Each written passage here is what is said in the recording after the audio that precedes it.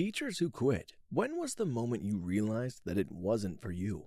I worked in high needs behavior class. I got hit, punched, scratched, and spat on daily. But every day I went back and did my best for those kids. I was so battered and bruised that my husband wouldn't shop with me anymore because people would stare and sometimes even comment to him about his mistreating of me. It was sickening. But I loved my job and every one of those kids. One day I was called to the office to talk. It was Christmas time and things weren't great at home. And as anyone with kids knows, the holidays makes children especially high-strung. So things were also wild in the classroom. My boss said, "You seem awfully stressed." And I thought, how nice of her to notice. So I agreed that yes, I was struggling. She said, "You have 6 weeks to sort it out or I'll have to let you go." I was crushed. It literally broke me. 6 weeks to get less stressed? How does that even work? I found myself showing up just to show up, and I realized that wasn't fair for me or for the kids. 6 weeks later, I get a call back to the office. I'm congratulated on the amazing turnaround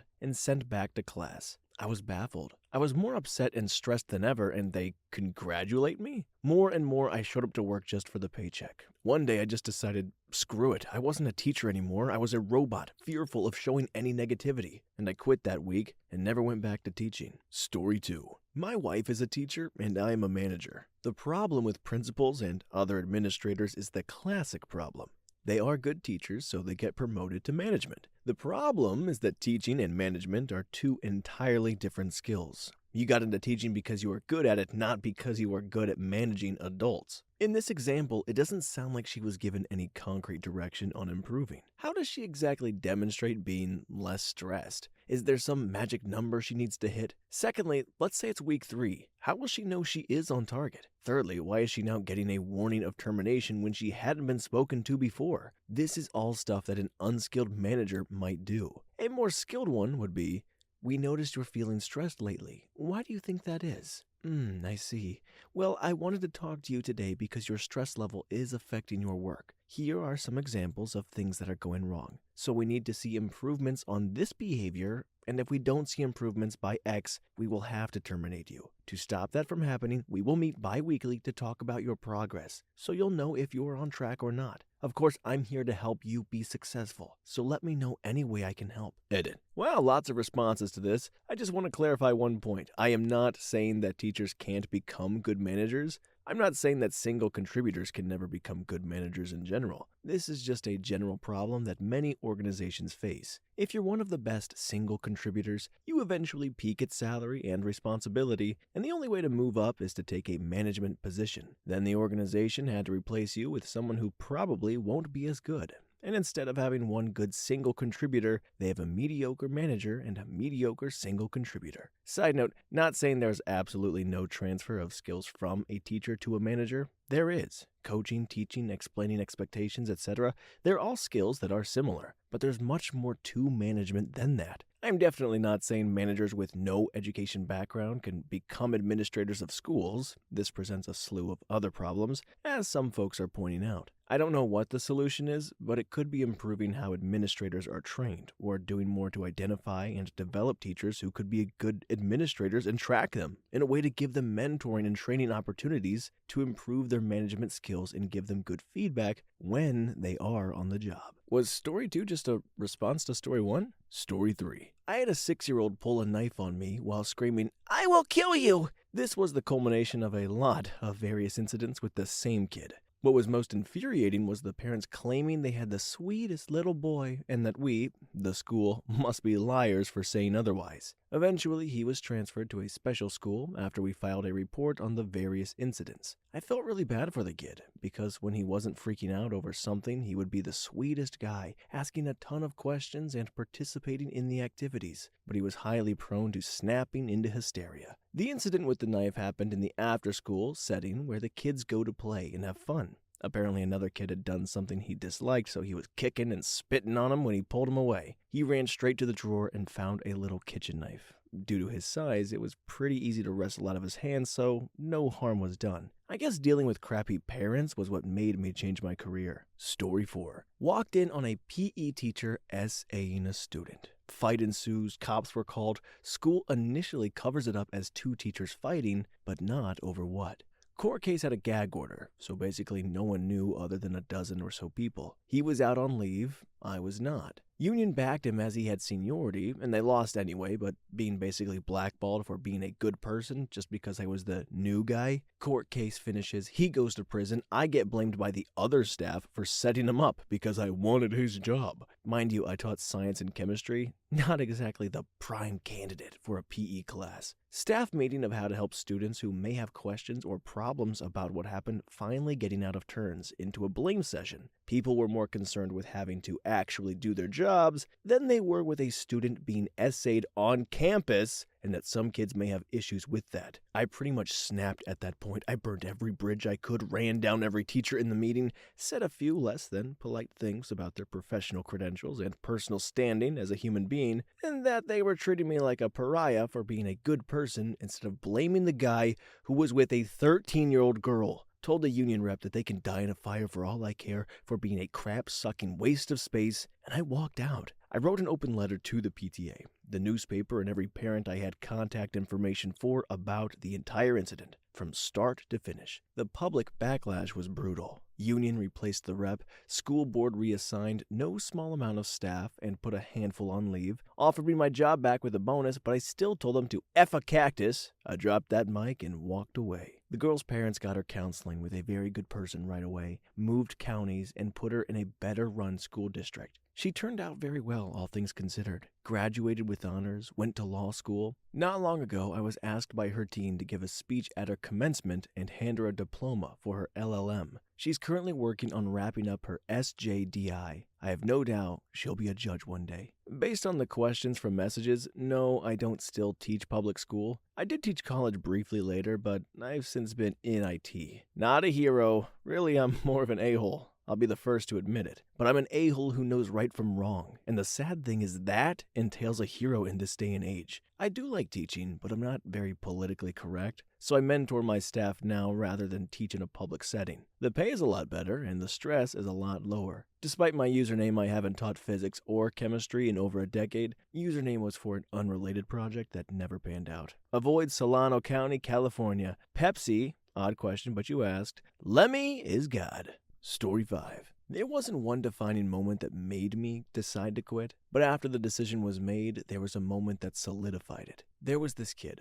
To say he wasn't bright is an understatement. He probably should have been diagnosed at some point as special education, but never was. He was also an a-hole. I taught 8th grade math, and he literally couldn't even multiply. So I would give him the same tests I gave my special education students, and he'd fail anyway, but not as bad. Anyhow, he never figured out that he was given a different test. When I made the different versions, they were essentially the same questions, just with much easier numbers to work with. Well, one day I was grading his test, and he missed every single question. The weird thing was he had all the correct answers to the normal test. However, he showed no work. So there was literally no way with the numbers he had he could get the answers that he got. So I called his mom in, and I had to stay like an hour later than normal to meet with her. I presented her the evidence, which most people would find pretty convincing. She just turned to him and said, "Did you cheat?" He of course denies it. Then she looks at me and says, "You say he cheated. He says he didn't." I don't know who to believe. I got up and left right then. Parents are the reason most teachers leave the profession. They tend to make the teacher enemy quite often. Plus, they don't want to acknowledge that their child can be a little crap. Story 6. So many things. I figured I got paid $9 an hour to handle special needs and the future of our country, and other teachers didn't have it that much better. Watched an entire class plagiarize an easy essay because they couldn't fathom how to write something original. Turned in a girl for skipping class only to have to write a police report on why I didn't call her a stupid female dog and hit her. She never got punished for that. Observed a kid who I knew had to be a psychopath convince a freshman to steal a phone. Freshman got caught and 10 days in juvie. Psychopath walked free. You're gonna have to pay teachers a lot more to deal with that crap.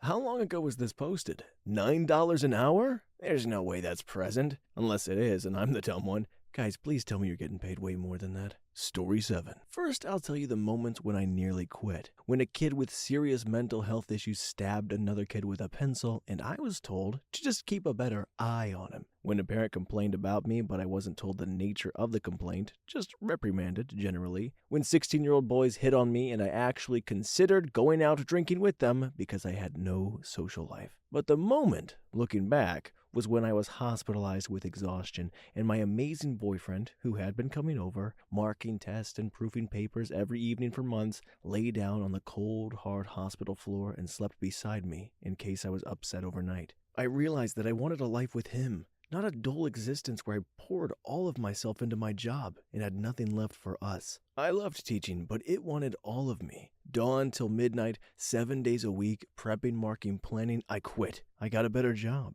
I married that amazing guy and we have an amazing daughter. On weekends, we go to the park and play. I'm glad things tend to work out for everybody when they move on. I will say, though, having no social life doesn't necessarily justify contemplating going out with the 16-year-old boys. Just for future reference for anybody else, if you get in trouble saying, well, I had nothing else to do, might not hold up. Moving on, story 8. My reasons for quitting after 1 year in no particular order. 1. I was hired to teach Subject A. I was then forced into teaching Subject A and Subject B. I am not certified for Subject B, I told admin. They said, it's not an end-of-course test class. It doesn't matter. It matters to the kids that chose to take the class. I would stay up past midnight teaching myself the material to teach them the next day. 2. I worked to 6:45, then 5 more hours at home. My kids were in school and daycare 60 hours a week. 3. Bomb threat. SWAT. 4. Gang fight in my classroom. Kid launched herself over a desk to attack another kid in the middle of my lesson. This was after 2 months of begging admin to separate these 2 kids because violence. 5. Threat of active shooter. There were no injuries. County and city police. Kid was an idiot. Also black in a mostly black school. That's why you never heard about it. 6. Drunk or high girl was in the bathroom. Lockdown. 7. Drug raid. Lockdown. Staff cars also had to be searched. 8. Multiple public threats against the staff online. I wasn't a target, but the lovely kid, see number 5, was in my 7th period. 9. I spent $500 in 2 months buying supplies for my class labs. I stopped counting after that. 10. My younger son has special needs, diagnosed during that school year. Decided being home was within everyone's best interest. Story 9. Former teacher in the New York City public schools for 3 years. At the special ed school that is housed in the same building as the crappy charter school that Paul Ryan visited a few weeks ago. The charter school he visited is on the top floor. My school was on the bottom too. We had kids 4 to 15 at the school. Made $39,000 per year, plus a bonus of $2,300 for working through the entire summer, i.e. no summer break.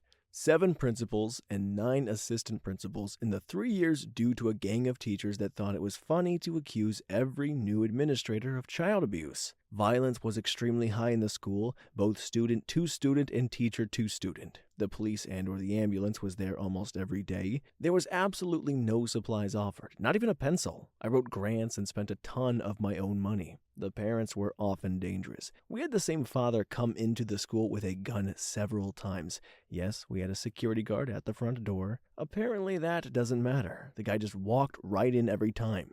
We also had a dad that came in and started punching kindergartners. I had to come in early every day to knock the cockroaches off the walls just so my little kiddos in wheelchairs didn't have to go to school like that. I also often picked up mouse droppings and carcasses and tried my best to clean the floor. You know those big floor buffers they use in the public schools? We never had one of those in the school, so the floors were revolting and perma-dirty. I bought food for my students because the school lunches were so awful and I knew that was possibly the only meal that they were eating every day. I also bought baby wipes because many of the kids never had showers. I spent a ton of time reporting child abuse because kids would come in with obvious signs of abuse like footprints on their face, 2 black eyes, half of their hair braided or missing, and also the teachers were abusive. I saw a teacher bite a student once. My paraprofessional cut a child's finger off by slamming the door on it on purpose. Our school psychologist, Lech, was taking kids home over the weekend for therapy. The nail in the coffin was when they had to close the school to disperse the gang of teachers who were accusing the administration of abuse. It's almost impossible to fire a teacher in New York City, so this was the only thing they could do to separate the teachers into different schools. And then I couldn't find another job in a better New York City public school because everyone knew about the reputation of my crappy school. The worst part is that it's normal for District 75 schools, special ed, in New York City. All of my friends who worked in the D75 schools had the same sort of issues. This wasn't a random occurrence. These D75 schools are dumping grounds for the neediest kids and dumping grounds for the worst New York City teachers who get transferred there because they can't be fired. These kids often had nobody advocating for them because they were in the foster care system, their parents were on drugs or abusive, or their caregivers were incarcerated, so they were just stuck there with these horrible environments. At some point you decide to save yourself, and which is what I did. I'm still traumatized by the entire situation, and I often worry about the kids I worked with. I became an expert in autism intervention and now work directly with adults with ADHD. 100% would never go back to working in any school. Story 10. I taught high school English for 10 years before finally quitting for the corporate sector. Honestly, it was a lot of small things that built and built until I realized it wasn't where I wanted to be. The largest of those small things is stifling focus on standardized testing. I lost weeks and weeks to test prep at every grade level. I couldn't teach novels I loved teaching because I ran out of time. And those standardized tests are useless. They prove nothing but offer schools a pat on the back for the high performance results, which, mind you, do not transfer at all to college success. And too many public schools force the idea of college. Why? Is it because it's for the betterment of the kids? Heck no, it looks good on their graduation statistics. But there's nothing wrong with not going to college, and I'd tell that to my AP students as much as my kids with the 12 average for the year. You have a 3.8 GPA and you want to be a plumber? Go be a plumber. F it, you'll make more than the rest of us. I was once told I shouldn't do so many lessons where discussion between students was required. No more Socratic seminars. There had to be more material that could be graded. How effed up is that? I can't encourage discussion in an English literature class because I can't grade the kids on it? And don't even get me started on quantitative versus qualitative. Teachers are being held accountable for students who don't improve, regardless of anything else. Jimmy doesn't come to school for 3 months because he's effing off and then shows back up and fails the midterm? Huh, that's on you, buddy. Should have taught him better for the 2 weeks you had him at the start of the year. I eventually got tired of the constant hurdles and the stupid state requirements. People said, yeah, but you get a good pension, unions, and summers off. So the F what? I'm in corporate now and I make $31K more than I did teaching with a yearly bonus and a matching 401K with profit sharing. And female dog, please, I never had a summer off. I worked 2 jobs to make ends meet from June to September. Most teachers do. What kills me is that I loved teaching. I loved my students and I was good at what I did. I was good at encouraging kids to take risks with their learning and I didn't penalize them for making mistakes. That's how you learn. You don't learn crap from multiple choices and you never will. I will say I miss my kids. I miss watching them go from hating a piece to being eager to discuss it. Even my lowest level students could show me something even if it wasn't on paper. It wasn't my students that killed my love for teaching, and I did have kids throw chairs or get into fights or tell me to F off, all of that. That was doable, and I did it. The stupid, useless requirements and the idiotic state testing, the abysmal pay for the hours and hours I put in, that is what killed my love for teaching. And it's killing plenty of other young, passionate educators. I miss my students. I miss everything about teaching when I was allowed to teach. Now, it's not teaching. If you want to teach, get into higher education or a private school. Do yourself a favor and stay out of public education in the United States because it doesn't exist anymore. Story 11. I have a real passion to teach social studies. I graduated from one of the best teaching schools in my state with a 4.0 and great letters of recommendation from my student teaching supervisor, my cooperating teacher, and the head of the history department. What no one told me was that since social studies aren't on standardized tests, those jobs are seen as nice, cushy jobs for people who don't really want to teach and instead want to coach. I'm a small, non-athletic woman who has never played sports. Every school I applied at ended up hiring a coach, not a teacher. Now, while those students have wonderful coaches, they go on hating history and social studies because they have crap teachers who drone on and on and on and then just give them tests. I substitute taught for about 2 years,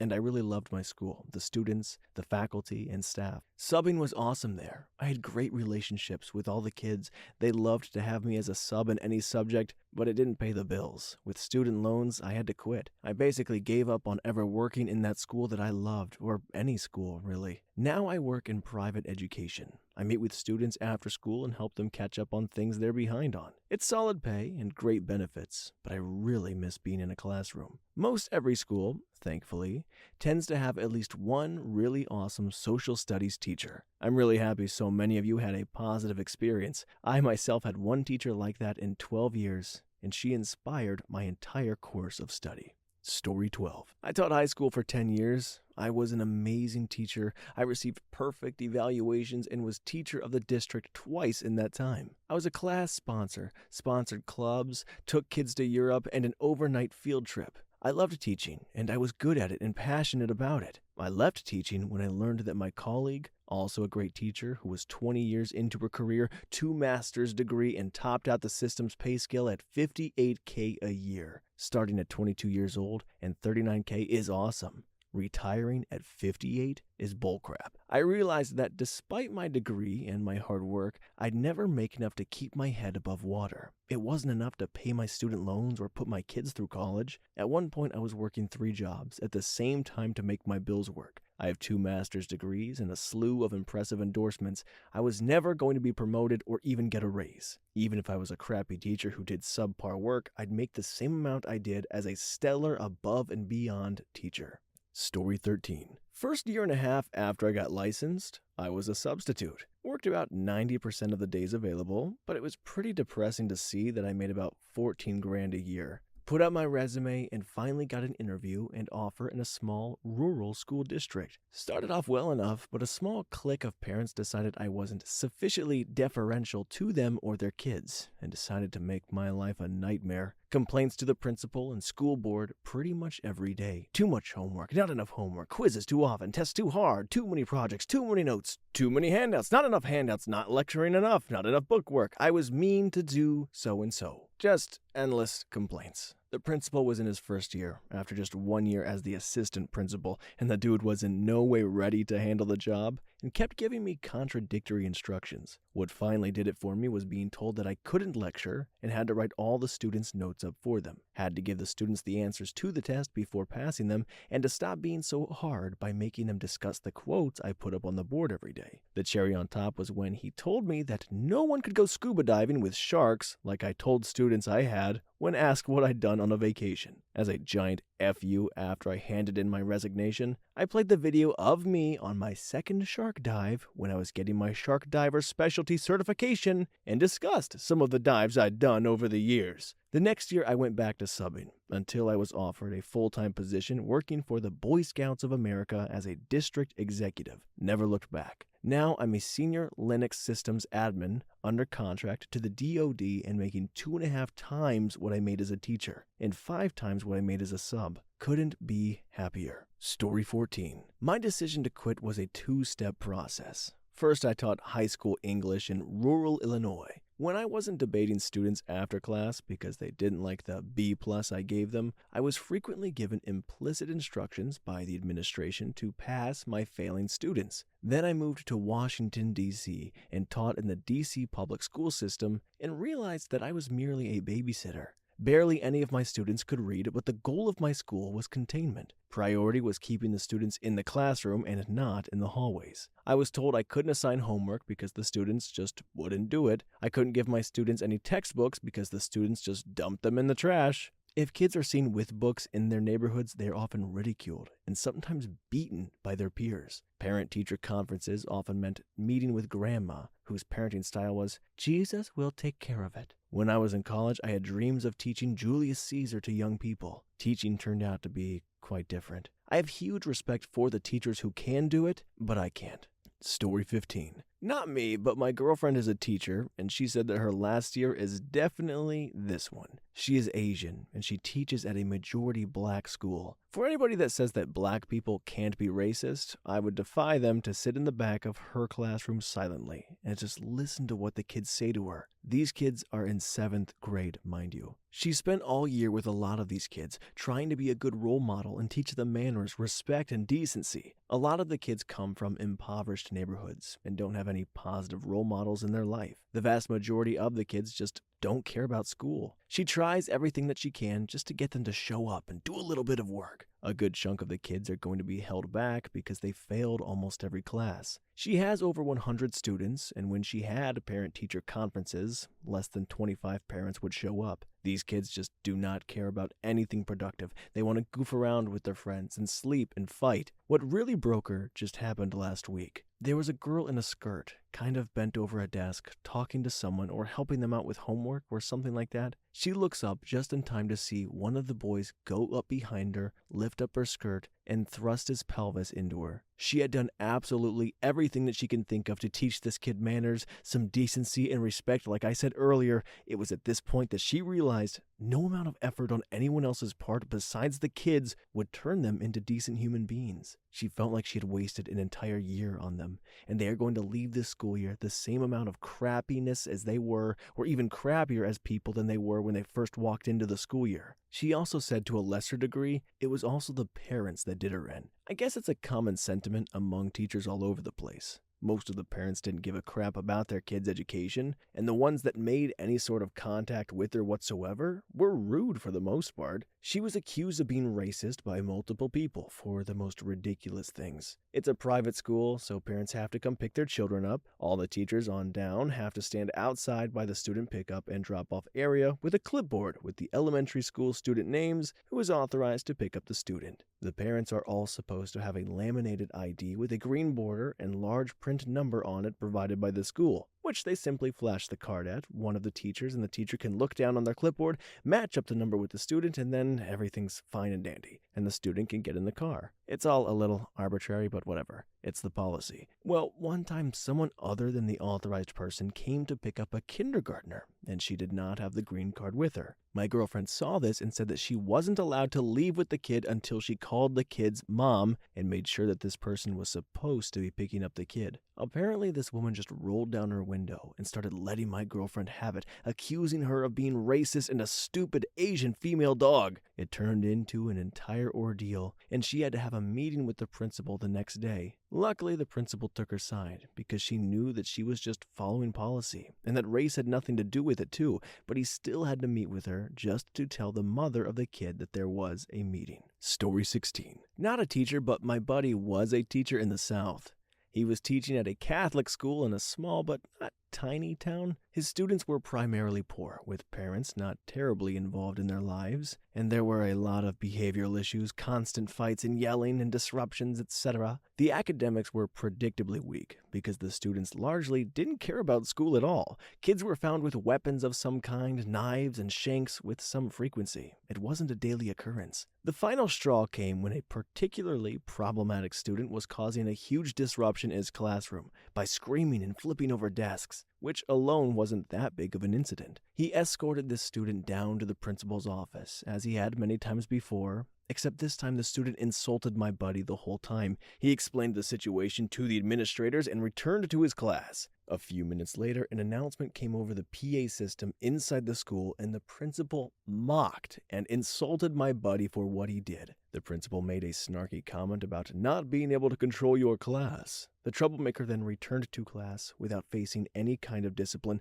and tried to provoke a fight with my buddy. My buddy just noped out of his classroom, walked out the door, and joined the military. Story 18. Just finished my 7th year teaching 8th grade, and if there is anything I have learned about success in this career field, it boils down to this. Admin has to back you, not the parents. Not in every case, of course. You will have teachers who are bad pennies or inconsistent punishers or selective about who, on, and when they enforce rules, and whose teacher should be questioned by an administration doing their due diligence. But when it comes to a teacher who has documented trouble with a student, parents have been contacted regarding the problem, and the behavior still persists, admin needs to back your play. Otherwise, the balance of power in the classroom is on the student's side, and God help you if they figure that out. Where your district is matters. There is no lesson plan, inspirational poster, or cute bulletin board, border, set of flare grading pens you can buy that will make up for the difference in your demographics between students primarily from two-parent, supportive households and students from single-parent, struggling households. There are always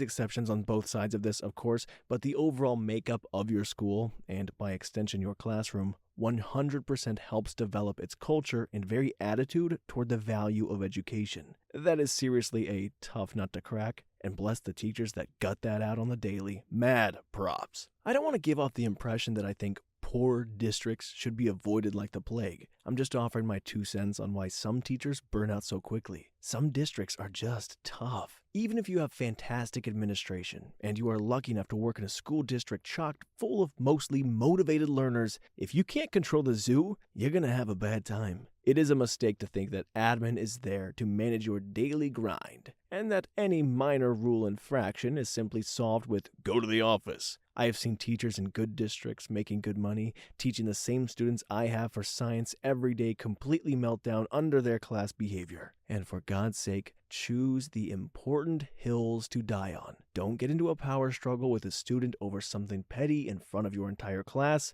The disruptive ones are always watching you and always planning their next play. They love to file away those little picky, unfair battles. Here's to my 8th year in this job, which I love, and time will tell if I can make it to the finish line. Story 19. I taught for 4 years. It wasn't a moment, but a slowly growing pile of realizations. Here are a few. 1. I come home exhausted every day. I don't even want my wife to talk to me for about an hour. This means I'm expending all my energy on other people's kids. I don't want my marriage or my future children to get the leftovers of me. I am a father now, just so you know I made the right call. 2. Teaching takes as much as you'll give. And if I give 40 hours a week, I feel like a terrible teacher, or occasionally mediocre at best. When I'm really on top of everything, it takes about 13 hours a day. This translates to about $14 an hour. In Hawaii, sure, I got 2 months off, but I couldn't afford car repairs, or a second car for that matter. My wife and I shared one. I biked to work. Student loan repayments were going to start soon. This was not going to work. 3. This was the clincher. If there was a moment, it was the moment I realized this. Just because I'm good at this doesn't mean I have to do it. It's been 3 years since I quit.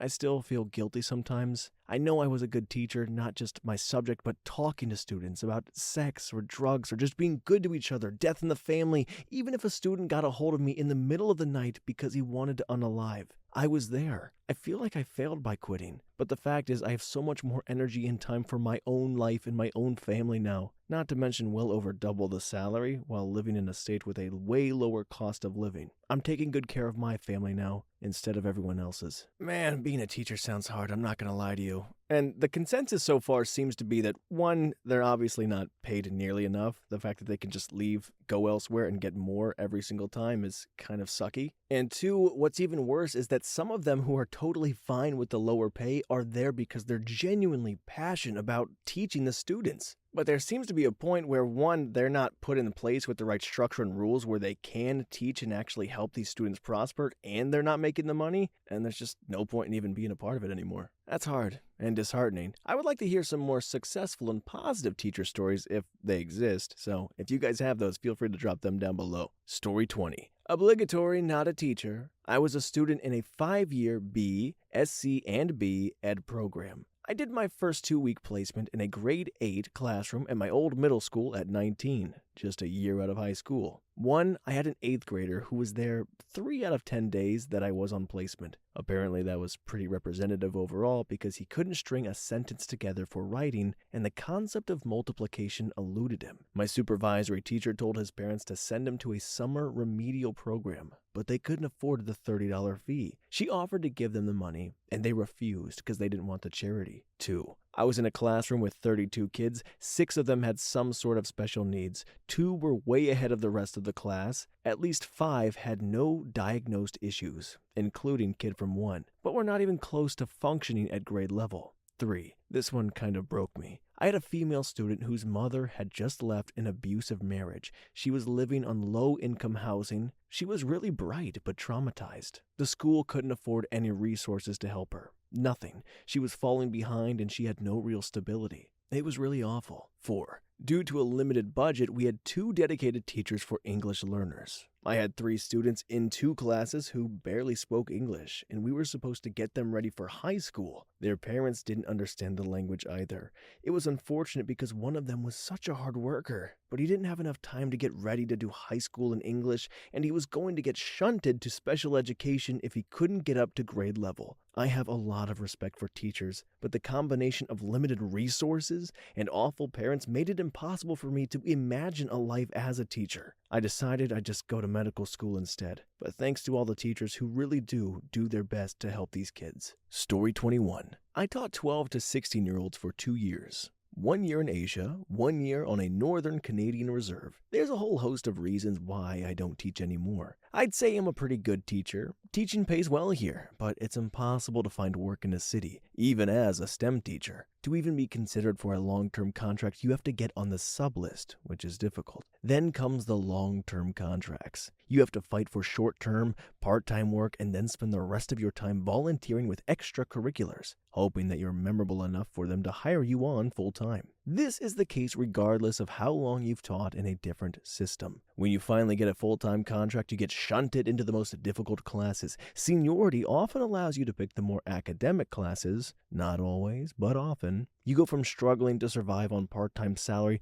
to struggling to live from the workload outside of class hours. These classes also come with the most emotional baggage. Kids who are struggling are often not having a hard time because they're dumb. Then there's a chance of a layoff. Teachers with 9 years of seniority are getting laid off due to funding. That's over 10 years to get a semblance of job security. No thanks. That said, teaching has been an incredibly rewarding experience. Working with the extreme rich and the extreme poor have taught me many things about people. Rich kids are almost always neglected because their parents don't have time for them. Systemic poverty makes parents work multiple jobs, drive addiction and mental health issues, and increase the incidences of abuse. Regardless of circumstances, kids are curious and eager to learn. As the teacher, you do what you can given the circumstance to make learning possible. They're good kids. Teaching broke me though. There's literally nothing like having a student asking you how to spell alcoholic in her letter to her mom asking her to stop drinking. An 8-year-old walking into class splattered with their mom's blood after domestic violence, kids with parents and siblings dying from violence and substance abuse, the kid who used to come visit you in your classroom and who is now gone forever. I work in an office for big corporate now. It's nice, a cushy job. My coworkers seem stressed out a lot, and I don't understand why they are stressed about things that seem so trivial. Doing this doesn't bring satisfaction anywhere near that I got from teaching, but I can rest easy knowing software can't go home hungry at night.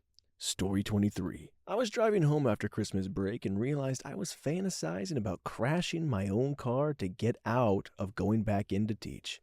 There were so many things, but I always felt my decision was validated when, at the end of that school year, the principal and the guidance counselor tried to convince me to give a student a passing grade so we could graduate. This was simply because they wanted him out of the school. He was already a year or so past his original graduation date, and he was a loud, rambunctious student that encouraged other troublemakers. I really did like this kid, and I wanted to help him, but his final grade was somewhere around a 30%. He knew he needed to pass the class to graduate. We had discussed strategies. I had offered him alternate assignments. Honestly, if this kid had done anything to show me some effort, I would have made it happen, but he didn't. So I held my ground and submitted the grade as it was. The student graduated anyway. The principal and/or guidance counselor somehow changed the final grade after I had submitted it.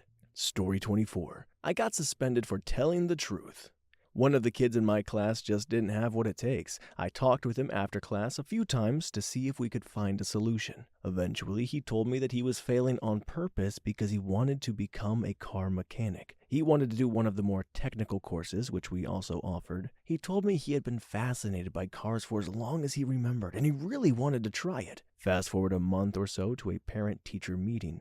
I tell his parents what he told me and suggest moving their son to one of the technical courses. They effing explode. They go off on me for even suggesting their angel isn't good enough. Not even close to what I actually said. And they end with, "Don't you understand? We want him to become an engineer." At this point, I lose my crap because I hate parents like this. They put their child in a course without asking what their son actually wanted to do because he's so special and destined for great things. You can F right off with an attitude like that. After laying down the truth, these parents went to our principal and demanded that I be fired. I was instantly suspended while the school board would deliberate what to do with me over the coming weeks. I told them not to bother and handed in my resignation. I didn't and don't and will not get paid enough to deal with that crap. I'm now working in a retirement home, making more money, and I'm actually done for the day when I get home, which is an amazing feeling if you're not used to it. Story 25. I'm in the middle of quitting right now. We have 2 months of summer break. I'm taking June to recuperate and focus on grad school, and then in July, I'm going to start applying for jobs. I know it's a thankless job, but I really do feel underappreciated.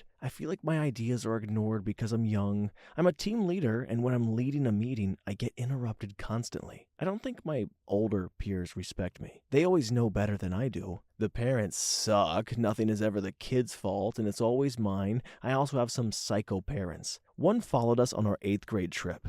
One told me that her kid wanted to unalive himself because I'm mean and intimidating and he can't come talk to me, which is funny because he comes over to my desk and always chats me up. My administration plays favorites. They're always talking about increasing the school climate, but they're always calling out the same person for being great when the rest of us know he isn't. A large majority of teachers are ignored when it comes to calling us out for being awesome and hardworking, which most of us are.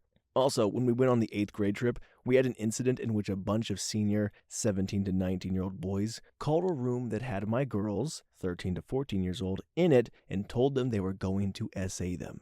My administration did nothing. Why? Because boys will be boys, right? I hate the testing. I don't get to teach the way I want to, and there's a ton of pressure on me to teach the test. Also, they're increasing the maximum size from 22 to 27. That's a huge jump, and just 22 middle schoolers in one room can be disastrous if they're with the same people all day. Also, they're cutting funding, which means they're cutting teachers, so that sucks. And finally, I know it's cliche, but I don't get paid nearly as much as I should. If I made more, I'd stay teaching. I love it. I love the kids. I love my content. Story 26. I never made it all the way to full-time teaching. I was an intern getting ready to complete a teaching degree. Right off the bat, I started having issues with the other teaching interns. They'd make rude comments about me in our classes and would do things like planning an intern lunch and deliberately excluding me from the plan. I went to my supervising professors and expressed that I was having doubts about my place in the program, and they told me it was fine. No one had a problem with me, and I needed to stop worrying because I was a great teacher. So I went about my business, did my classes, taught my students, got along great with the teachers I interned with, and generally kept my head down. And I did well, positive reviews from my teachers and students, good grades, all that. At the end of the semester, we took a practice teaching exam, then each had one-on-one meetings with the professors to get our scores and feedback. When I went to my meeting, I was told that I aced the exam,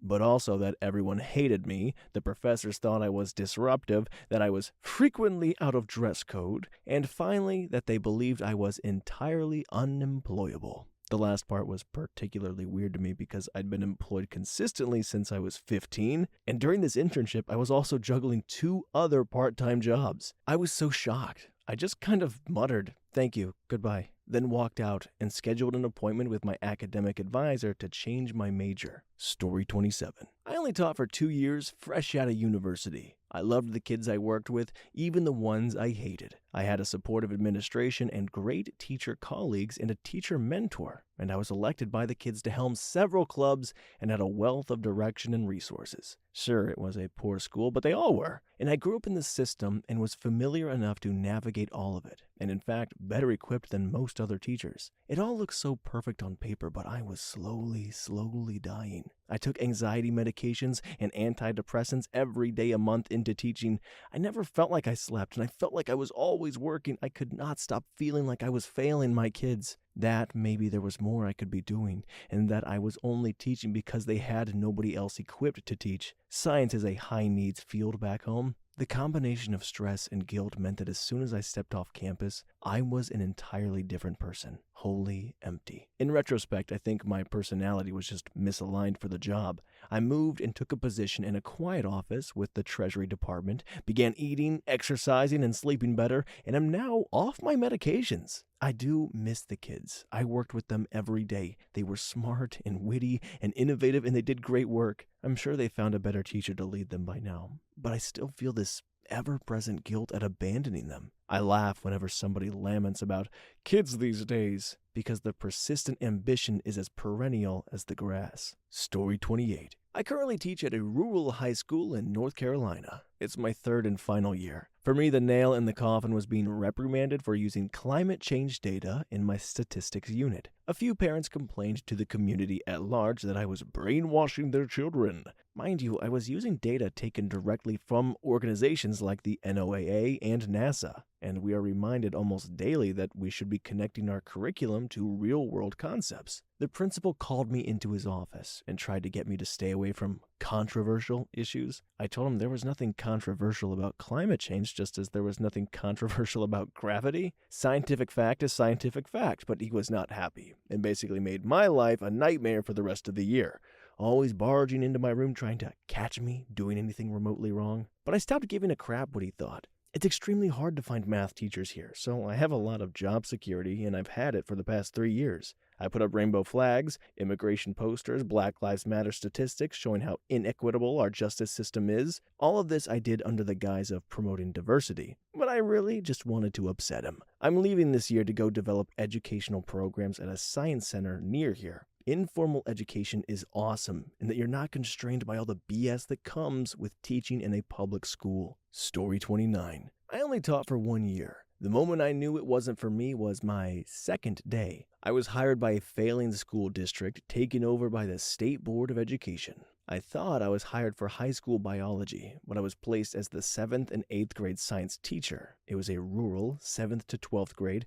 with 200 students. My first class decided to have a riot on my second day. They picked up books and threw them, knocked over the desks, and ran around the class laughing and having a grand old time. No disciplinary action was taken. I was told I needed better classroom management skills. This only increased the problems throughout the year. I really became an expensive babysitter the whole time I've been there. Most of my students didn't care to learn. I couldn't find a way to teach them, so I gave up teaching right before Christmas break. After the holidays, I stopped turning in my weekly lesson plans. I found a write-up form in my box every week for a few weeks, but no one ever came to me and asked why I didn't. Eventually, I just stopped getting them. I would just print worksheets for the kids to do. I think I had the only students who were tired of watching Bill Nye. I was a crappy teacher in a crappy school. I should have been fired. The sad part was I was offered another contract for the following year. I declined, and I'm now in restaurant management, making $25K more a year than I would ever in education. Story 30. It's my third year of teaching high school English, 9th and 11th grade.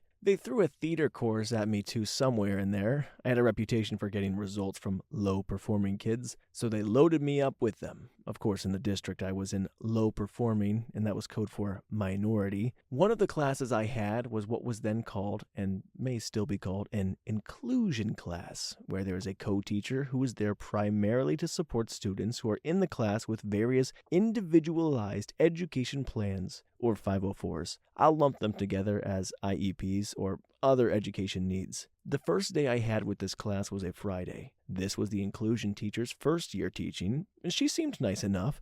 Former student at the high school. From conversations we had before classes started, she seemed capable of doing her job, unlike the prior inclusion teacher I had, who used my class as her planning period and never showed up. I think she's now in charge of the exceptional children department for the entire county. I started off my 11th grade English class, which is in North Carolina and American literature focused, with a 90-minute lesson regarding the Declaration of Independence. From my point of view, this checked multiple boxes. It starts the students off with something they are familiar with. It integrates into what they are learning in American history. It gives them an opportunity to critically read something they might not ever touch. And it hammered a theme I would be hitting on throughout the course, that a lot of American literature is very much relevant to the historical moments of the time. But maybe the biggest takeaway I wanted my students to take was the disclaimer I gave at the start. This is probably the most difficult to read document we are going to go over in this class this year. If you can read this, follow this and understand what the lesson is about. It's all going to get easier from here. I learned really quickly from my first 2 years of teaching that a lot of my students had gone through school being told they were not smart enough, that they weren't going to amount to anything, that there is no hope to do anything because all the factory jobs have left. And I'll be honest, things went well that day. Throwing hard material at the class early gives me a sense of who is going to need more attention and how to best integrate the IEPs. Sure, there were a few kids who would end up causing some trouble later on, but overall that class had one of the best dynamics I've had in any of my English classes. The kids worked together, and at the end of the period after a brief assessment, it was one of the first days of school after all. I concluded that the students got what they were supposed to out of the study, and those who may have lagged behind a bit were going to be okay. None of the students with IEPs fell into this group, especially since the material we were covering next was not nearly as dense. I remember packing up that weekend and going home earlier than usual, feeling really good about that class and the semester to come. And then Monday came. Nobody called me. Nobody sent an email. The moment I walked into the door, I was pulled aside by one of the principals. And it really had to be when I walked in the door because my classroom was directly next to the main entrance. I was immediately ushered into a meeting with the inclusion teacher, another principal, and an honors English teacher who I had no idea why she was there. I had no idea what was going on, but I knew enough to know that something stunk to high heck. It turns out that after I had left for the weekend, the inclusion teacher was tear-struck and went crying to the honors English teacher about my class. The other English teacher was not her mentor. That person was part of the EC department. The other English teacher was her cheerleading coach from when she went to the high school, who she is now an assistant cheerleading coach for. Why was she crying, you ask? Initially, she said it was because so many students didn't understand what we did with the Declaration of Independence. But it pretty quickly turned out, with surprising honesty, that she, the inclusion teacher, had no idea what was going on in the lesson and did not understand any of the content and material. Now that's all well and good if you want to approach me about it and talk about it. I had actually gone over what I was planning to do with the class with her earlier that week. But she's new, and I'm willing to work with it. What I absolutely could not stand for was that she insisted and went behind my back, not to her department head, nor to my department head, but to her former coach, and I guess current coach, who pulled aside one of the principals, who was the football coach, who then all pushed hard and got signed off from the head principal to have all of my classes switched with another English teacher. All of my classes. Everything taken from me, without a word of discussion with me, and to be sent over to a teacher who honestly was a lapdog and would pass on anybody the administration asked her to. All because the inclusion teacher had a freak out because she couldn't understand the material I was teaching. The material was the Declaration of Independence. About 1/3 of the lesson was textual analysis. It's not a long document, followed by a lot of relating the document to the kids' lives and trying to get them to critically think about what the document means. But no, she couldn't understand it. So as a result, the administration and these few teachers were on board to displace about 200 students and put them all in different classrooms. I shut down the meeting right there.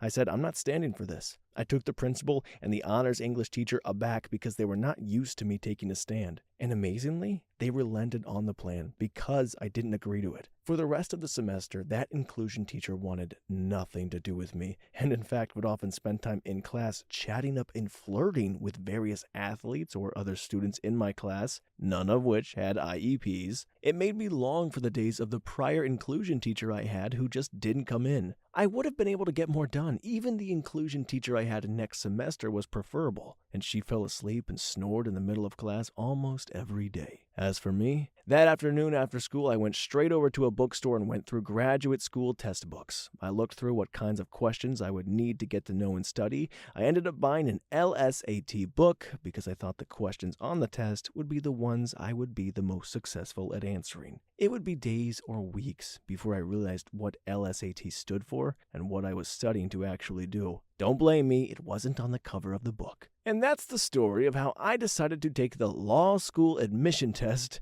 and now I go to law school. Story 31.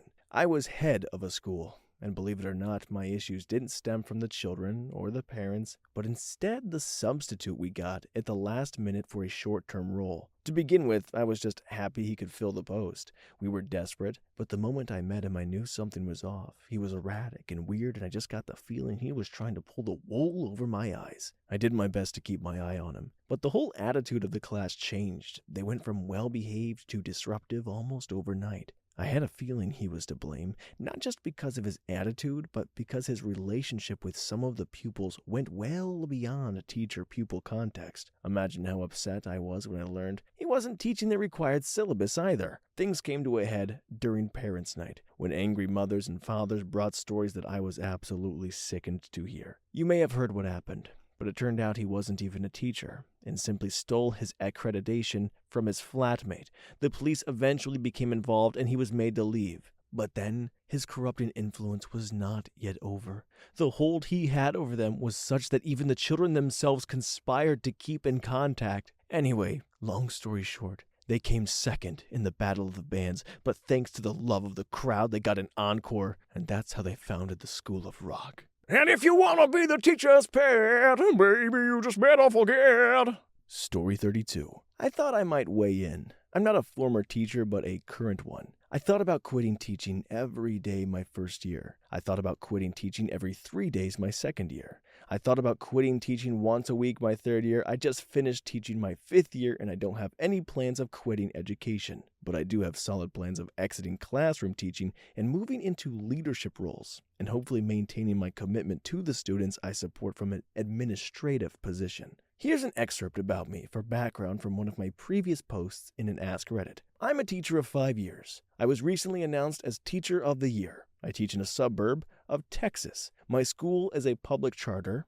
Everyone accepted, no entrance requirements or exams, but capped class sizes with waiting lists. I've student taught in middle and high school, subbed for all grades K through 12, taught in grades 2, 3, and 5, and worked with students in clubs, tutoring, and sports in 6 through 12. My school is highly rated, with a 98% average pass rate on standardized tests and 100% college acceptance. Only around 70% college attendance post-secondary, though. My school is 70% minority populations, with around 40% free and reduced lunch. I think there are 3 main reasons teachers quit. School programs are just plain unbearable, time commitments in many, if not most areas, pay that ranges from poor to competitive in some areas, general respect for the profession, and the idea of making a difference. The systemic issues with the student achievement and the balance between parent, student, teacher, admin in the school culture. 1. My pay fresh out of school was $42K. That's decent for similarly educated professionals.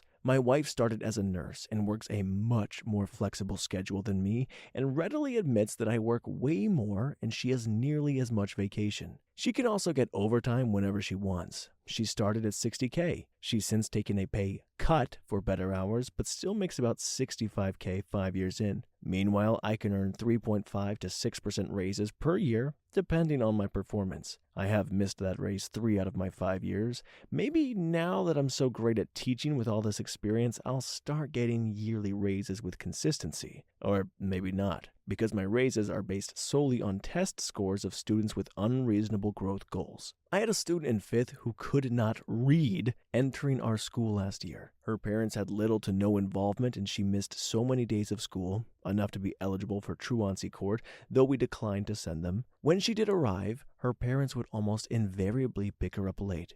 After a month or so of recognizing the pattern of late pickup and sporadic attendance, I would stay till 6 in the evening on the days that she did arrive to tutor her. I taught this girl to read in 5th grade without ever meeting her parents, and got her reading on a beginning of 4th grade level. For a kid who missed 45 out of 180 days of school, I spent all of my scholastic classroom bucks, kickback I get for students buying book fair stuff, and some of my own money buying books for her to make sure she had interesting things to read at home whenever she wasn't with me. And after that, she counts as a student who didn't meet her growth goal because she wasn't testing on a 5th grade level. She passed the STAR reading, but that's not good enough. She can effing read now, but that's not good enough. That's the key issue with any pay scale. There's no actual measure of student achievement. No matter how it's effing set up, it will always lead to kids and teachers being treated poorly. I'd like to emphasize here, because it's somewhat anonymous, I'm a good effing teacher. I've had parents who can barely afford their kids' uniforms come ask me about tutoring rates and what it would be like if they could group fund some of their kids and friends' kids to work with me over the summer. This year, I had 3 fifth graders, kids who were on Snapchat and Facebook and Instagram, dealing with cyberbullying and sexually active peers, some of whom are dealing with serious issues at home. Tough kids with more real-world experience than some privileged white graduate students. They effing cry in my arms as they hugged me goodbye for the summer. I've seen this one student take a basketball to the nose hard enough to make it bleed and walk it off. And he hugged me and cried because he'd miss me. Every single one of my students, many of whom haven't given hugs since 3rd grade, walked up, hugged me, told me they'd miss me in so many words. I tell you, I'm a good teacher, and I take effing pride in that. And yet I will be recognized as the gosh dang Teacher of the Year on the same day that admin tells me that even though I have a 100% pass rate for standardized testing in all 3 tested subjects in the pass-fail year, only 86% of my kids met their overall growth goal, so I won't be getting my raise. 2. My time is severely undervalued. I work 7 to 4 every day with no breaks, then have an hour of homework every night, and I have excellent time management skills. I have 25 minutes for lunch, which includes dropping off and picking up my kids from the cafeteria, so rarely over 20 minutes to scarf down my crap lunch. I get no bathroom breaks, except when I take my kids to specials and PE and lunch and Carline.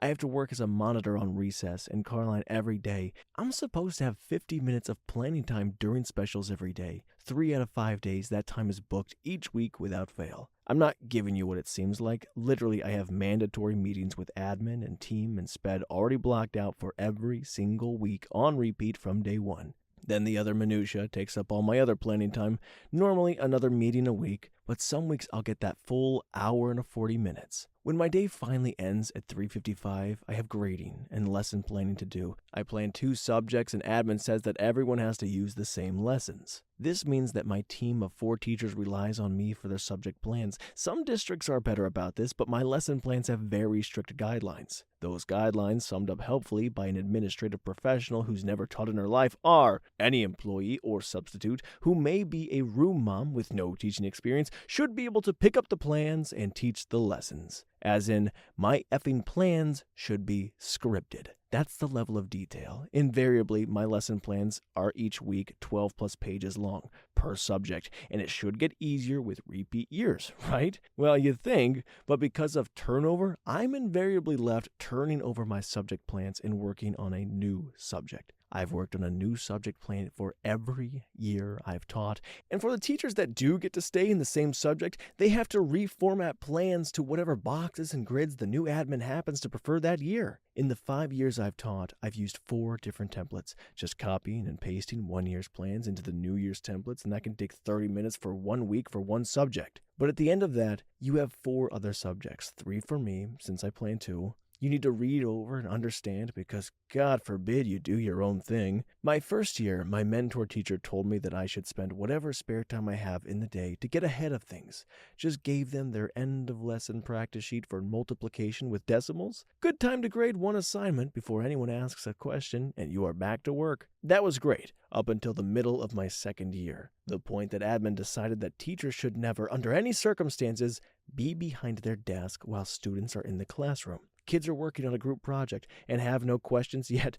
You just rounded on them and they're all doing great and are ahead of schedule. You better not effing sit down or you'll get a write-up when they review the tapes at some point. No, they probably won't pull the tape, but you never effing know. So I'm left with grading hundreds of assignments and creating dozens of pages of lesson plans every effing day and effing night. My actual work time my first year was something like 70 hours a week. My work time now, as the gosh dang Teacher of the Year, is still around 50 to 55 hours, getting back to 70 during busy weeks. 3. General respect and making a difference. It's hard to describe what it's like to have to deal with parents. It's like having 30 to 60 different clients, sometimes 300 to 600 if you teach one subject for multiple sections, except you have zero choice in working with or for them. They are more often than not incompetent or completely unable to understand the position the teacher is in, while all having the power to seriously jeopardize your career and threaten you with jail time to boot. And it's 100% true that parents have shifted the blame of passing and low student achievement from the student to the teacher. My kid failed?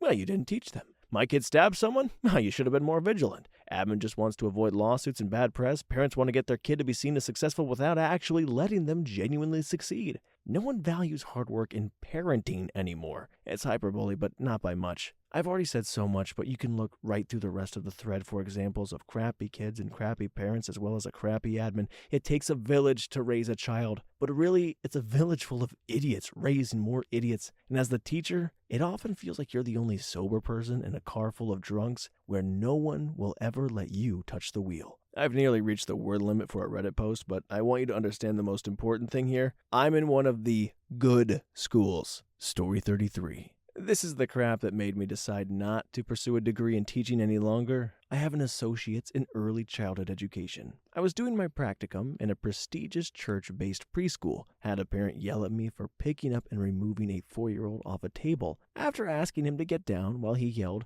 "My mommy pays you, I don't have to listen to you." Wrong. I'm a student and I make jack crap to be here, brat. The next week he did the same thing. I didn't touch him, and he fell off the table, and he chipped his front tooth. Can you guess the outcome? Yeah, the parent came in screaming and yelling about how we could be so heartless as to let the sweet little angel get hurt. I asked if she remembered yelling at me for preventing just this same situation from happening the previous week. She said, "I was upset that you touched my child last week." Yes, I picked him up and removed him from the table because I didn't want him to fall off and get hurt. This week, I didn't lay a finger on him. And you know what happened? He did fall off, and he did get hurt. He told me, "My mom says I don't have to listen to you." So I let him do what he wanted, and now he's hurt and you're still upset. Please, ma'am, explain to me, as I am a student here to learn, how to properly handle this situation in the future so your child doesn't get harmed and you are still happy with the treatment. Well, asking her all that obviously just upset her more. Luckily, it was my last week of practicum, and when she took a breath from shouting at me, I just rolled my eyes.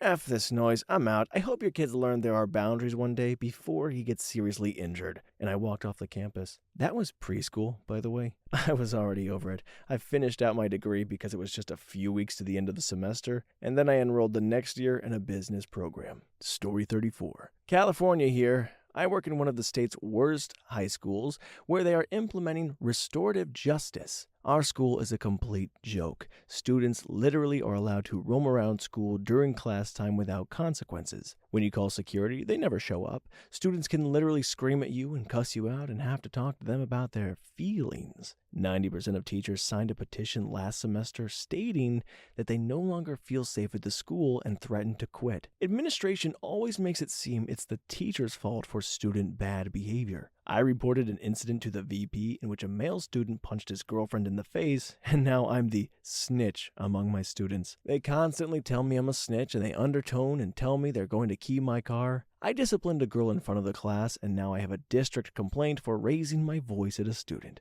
And yesterday, one of my students stole my school keys. I work in a hostile environment in which the school is implementing restorative justice, emotionally handicapping students. 90% of us want to quit. No support from admin. Students know they can get away with anything. Welcome to the future of education, everybody. I'm going to quit tomorrow. Story 35. I was teaching a class of 11 and 12-year-olds in a primary school. I had been teaching for several years now, and it was nice. The groups I taught had some troublemakers, but nothing unbearable. That is, until this group. It was as if 80% had an unconscious agreement to cause mayhem. We got through classwork, but I had to stay on my toes. They were all good kids at heart. They just let mob rule take over every now and then. There was this one kid, I will never forget him. Hyper intelligent for his age, but with great social skills. He was friends with everyone, yet he never took part in during classroom disturbances. On several occasions, he actually assisted in settling down the class. He was on track to become such a successful person in whatever endeavors he chose. His maths homework was written like a latex document and infallible 99% of the time. Whenever I had this class write short stories, I always looked forward to reading his. This kid once made a reference to that ancient Babylonian tablet about the shipment of bad copper in one of his stories. It made me happy. to be the person who was part of guiding this child towards their potential. Which brings me to the reason. It must have been a Saturday night. I am at home, relaxing, and I get a call from the vice principal. That kid died in a car crash, along with his mother. This year went by. We had a few classes about how it's okay to feel sad in times like these, and talking to people helps. I slowly tried to incorporate a lot more fun in the class, and I think the kids accepted what happened by the end of the year. I never accepted what happened. At the end of that year, I resigned. A child in your class dying is the worst thing imaginable. Yet knowing how much this kid had ahead of him, the things he could have done, was just too much for me. Story 36. My older brother was a freshman math teacher for many years in a rather bad public school in the Chicago area before he quit, and the stories we would hear during the holidays were nuts. First year, he was assaulted 3 times by the same stupid kid. The kid actually stabbed him in the arm with a pen, the 3rd time causing some damage and a scar that will forever be with him. The reason? He wasn't allowed to use a pen in class. School rules, not my brother's. 2 of the teachers had their cars stolen from the teachers' park area. When they caught the students who did it, they had video of them stealing the cars, and also they were heard by multiple teachers and students bragging about stealing the cars. The school allowed the students to come back. There were 3 of them. The first day back, one of the students drop-kicked the driver's side window while the teacher was leaving for the day, shattered the window, and caused the glass to cut up her face and her eye. One day in the middle of class, a student stood up, took his math book, and began violently striking another kid in the face. There was a fire drill where 11 students said, "F it," and just ran away. The teacher contacted the parents and the police. When they got all of the kids back, one parent came in and was so mad she began attacking one of the other teachers, saying it was their fault that the kids ran off. 6 parent fistfights during the school concert. The final incident for him to quit was during an after-school program the school ran.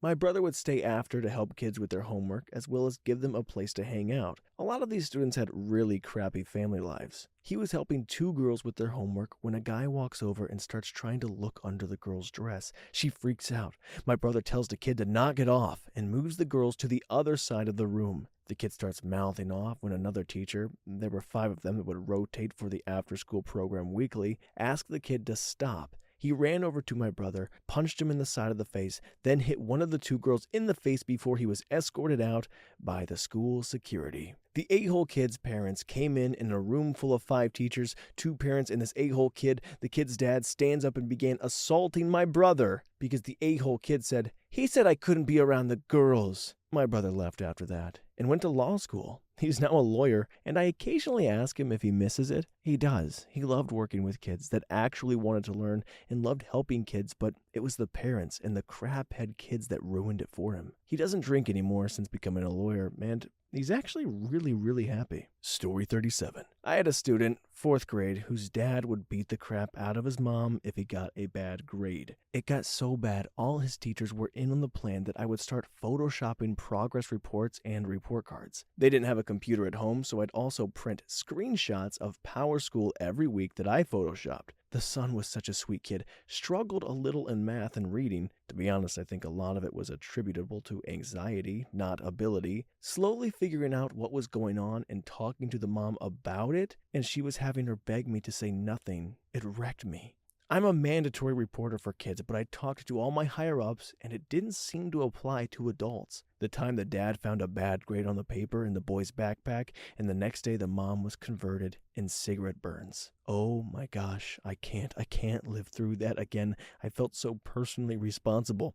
I know it's not rational, but I did. It wasn't just this incident. It was the awful helicopter parents, the students who I'm pretty sure couldn't even chew food without being coached. That's not an exaggeration. It was teaching to a test.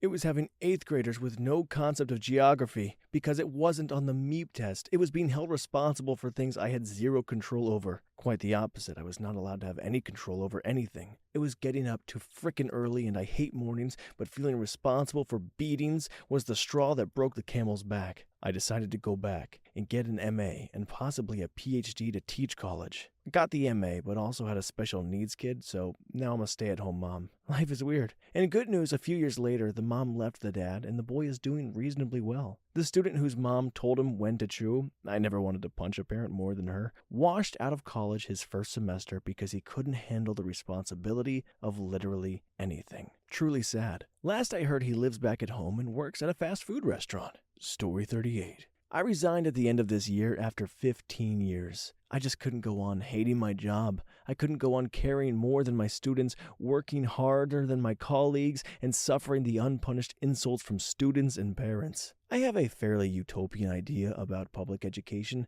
that the purpose is to create an educated electorate. It's a very Jeffersonian idea that has clearly been lost in the shuffle of test scores and social promotion. I have a theory that after the tumult of the late 60s, the establishment got freaked out and saw that it was the high level of education implanting those evil ideas of civil justice and equal rights and peace in the minds of the youth. It was during the 70s and 80s that the system began its downward spiral. Public schools no longer produce lawyers and senators and captains of the industry. We create zeal mart managers. I began to feel dissatisfied at a graduation ceremony several years ago. I sat there watching kids who failed my class, a required credit class, walk across the stage. As soon as my grades were completed, the administration took these kids and stuck them in front of a computer and had them complete the entire semester's curriculum in a matter of hours. And those kids got all A's. This is a yearly thing now, the entire charade designed only to keep up appearances. One year I thought about it and decided that only about 60% of the graduates actually earned their diplomas. The other 40% earned theirs through retesting, accepting their ridiculously late assignments, sometimes over 1 month late, completion grades, participation grades, dropping lowest grades, and most significantly, grade bumps. Most teachers will bump a 69 to a 70 and let the kid pass, but then mission creep sets in. I found myself bumping 89s to 90s, 74s to 75s, 68s to 70s, and then 67s, then 66s. It wasn't my benevolent spirit, but my determination to not be so slighted and dismissed that a principal would pass a kid who failed my class, like I was some obstacle in the road to their future success. What follows is a list of incidents or feelings leading to my decision. 1. First year, kid throws a desk at me and tries to punch me in meeting with principal and parents. It became my fault. 2. Turnitin.com caught kid plagiarizing from the web. I had the printouts showing original and kid's paper. Dad argued that there were only so many ways to arrange words. 3. 2 girls in my class were constant female dogs. True, mean girls. When I'd finally had enough and write them up for something, they accused me of all kinds of crap. Did you ever comment on so-and-so's outfit saying that she looked nice? I ended up having to leave. 4. When Ebola was a thing, I had to spend my entire class trying to convince my kids that zombies are impossible, that Ebola patients are not rising from their gurneys at the hospital, despite what the girl in class, whose mom is a nurse and has seen it herself, says. 5. Getting punched by a kid who was out in the hallway, screaming at their female teacher, calling her skanky, a female dog, because I had the nerve to tell him to stop talking that way.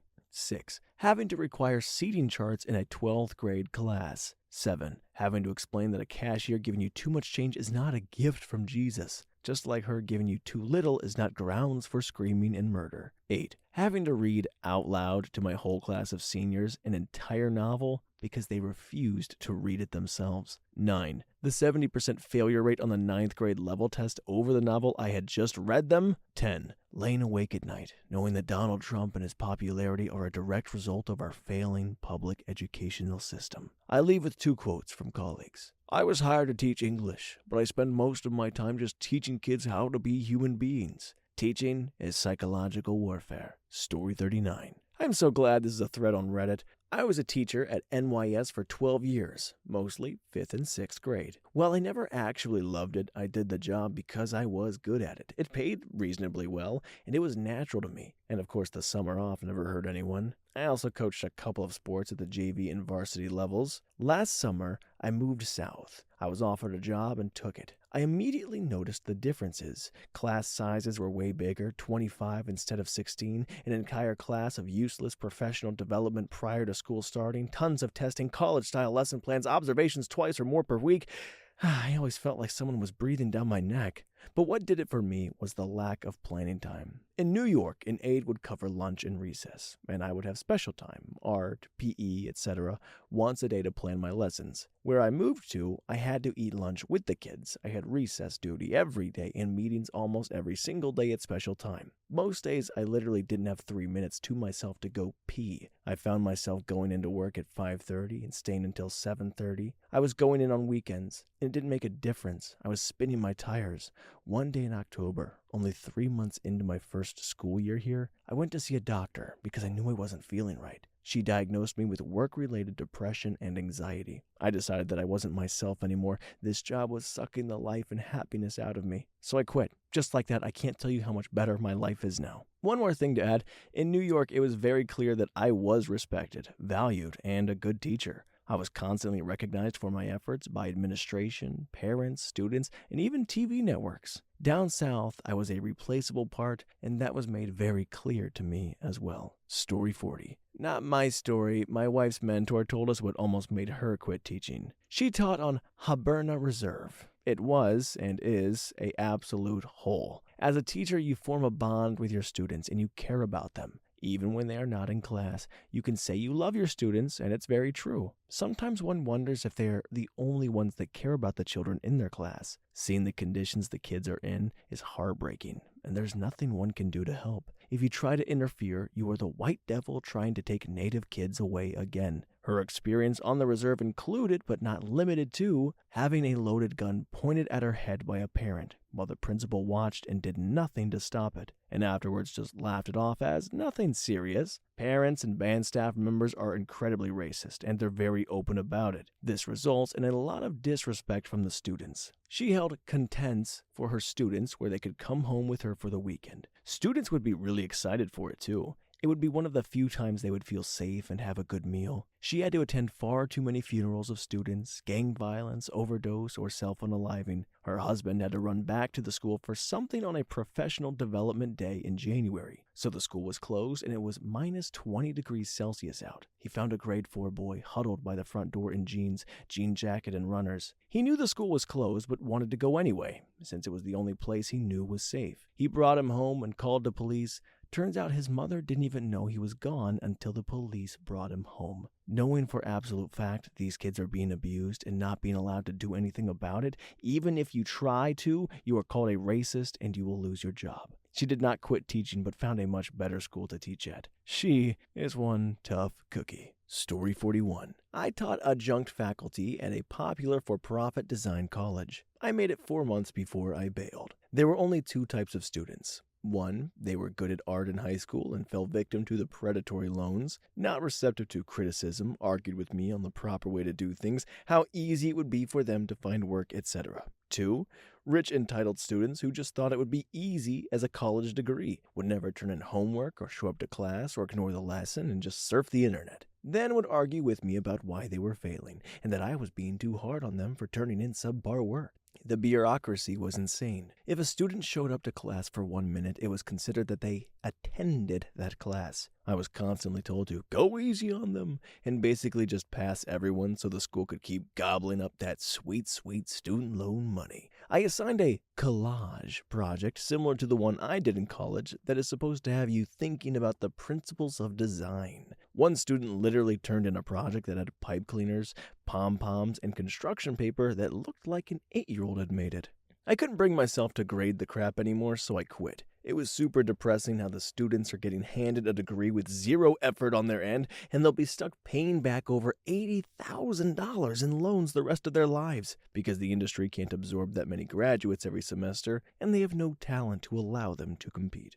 Story 42. Teacher here. I've been an educator since 1996 and a certified teacher since 2004. Worked in non-certificated positions before that, but they were always in the classroom working with students supporting academic instruction. I'm dual endorsed in special education and secondary math. I will leave the field either this summer or after next year at the latest. This decision was not the result of a particularly stressful singular experience, nor was there a moment that served as the straw that broke the camel's back, but rather has been a reflection 8 years in the making, as I realized the field is in a constant state of reform with little productive results to show for all the stress and strife that comes with being bombarded with changes every year. You see, the American education system still has the potential to be the key to equitable opportunity, especially when talking about upward financial mobility. But the problem I've seen throughout my career is that the policymakers have failed to take a comprehensive approach to improving our schools. Over the past 2 generations, generations at least, public schools have basically been expected to solve poverty on a lunchbox budget. Standards are written and rewritten, new test companies get to pimp their latest assessments and curriculum on us, students traumatized by domestic violence or drug abuse fail tests and are counted against us or a school report card as if they lived a normal life conducive to the academic progress that they should have made by their age. I can go on, but bottom line is we can't do it if society doesn't fix these other related problems that research has proven to be factors in a child's academic performance. And as a parent of 2 young children, I'm done sacrificing potential earned income for the benefit of society. It's time I make money for the skill set I have to offer so that my wife and I can escape our long-term debts and worry about the kids' financial future. Story 43. I taught in 2002 in a mostly rural, mostly black neighborhood. One thing I learned rather quickly is that women teachers are extremely suspicious of male teachers. This is especially true of male teachers in middle school. I got out, then to go to grad school. Fast forward 15 years, change of life, etc. I decided to give teaching middle school another try.